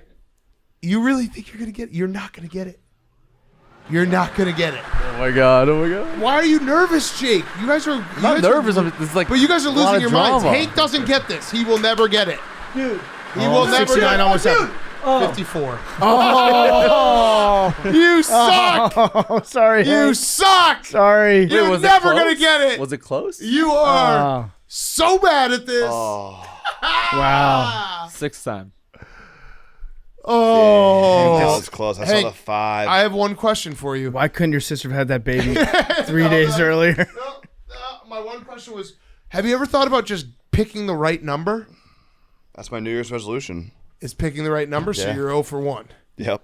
All right, so we're starting the pot on Wednesday. So everyone bring in $20. The pot will start at 120. So if someone hits it on Wednesday or Friday, they get $240. And then we just keep going up from there. And we keep going up from there.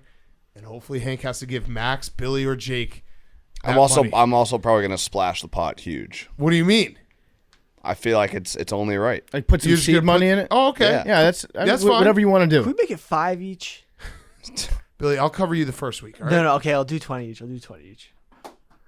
It's literally just the dinner that we buy I know. on Sunday. Just come a little earlier. You'll get lunch too. You don't have to play. You don't have to play. Yeah. That is a fact. No, but I want to play. You don't have to play. You could just guess. Broke boys need not apply. Actually, New Year's resolution, I'm not being a broke boy. Oh shit, my finger just slipped. Sorry. Just count. No. Come on. No. Come on. No. 69. Hank, I'll give you $1,000 if it's 57.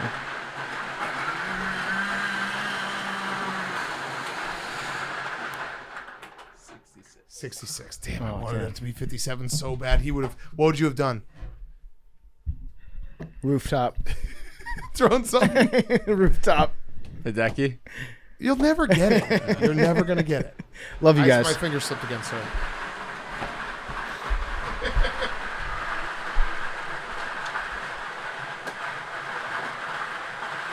No.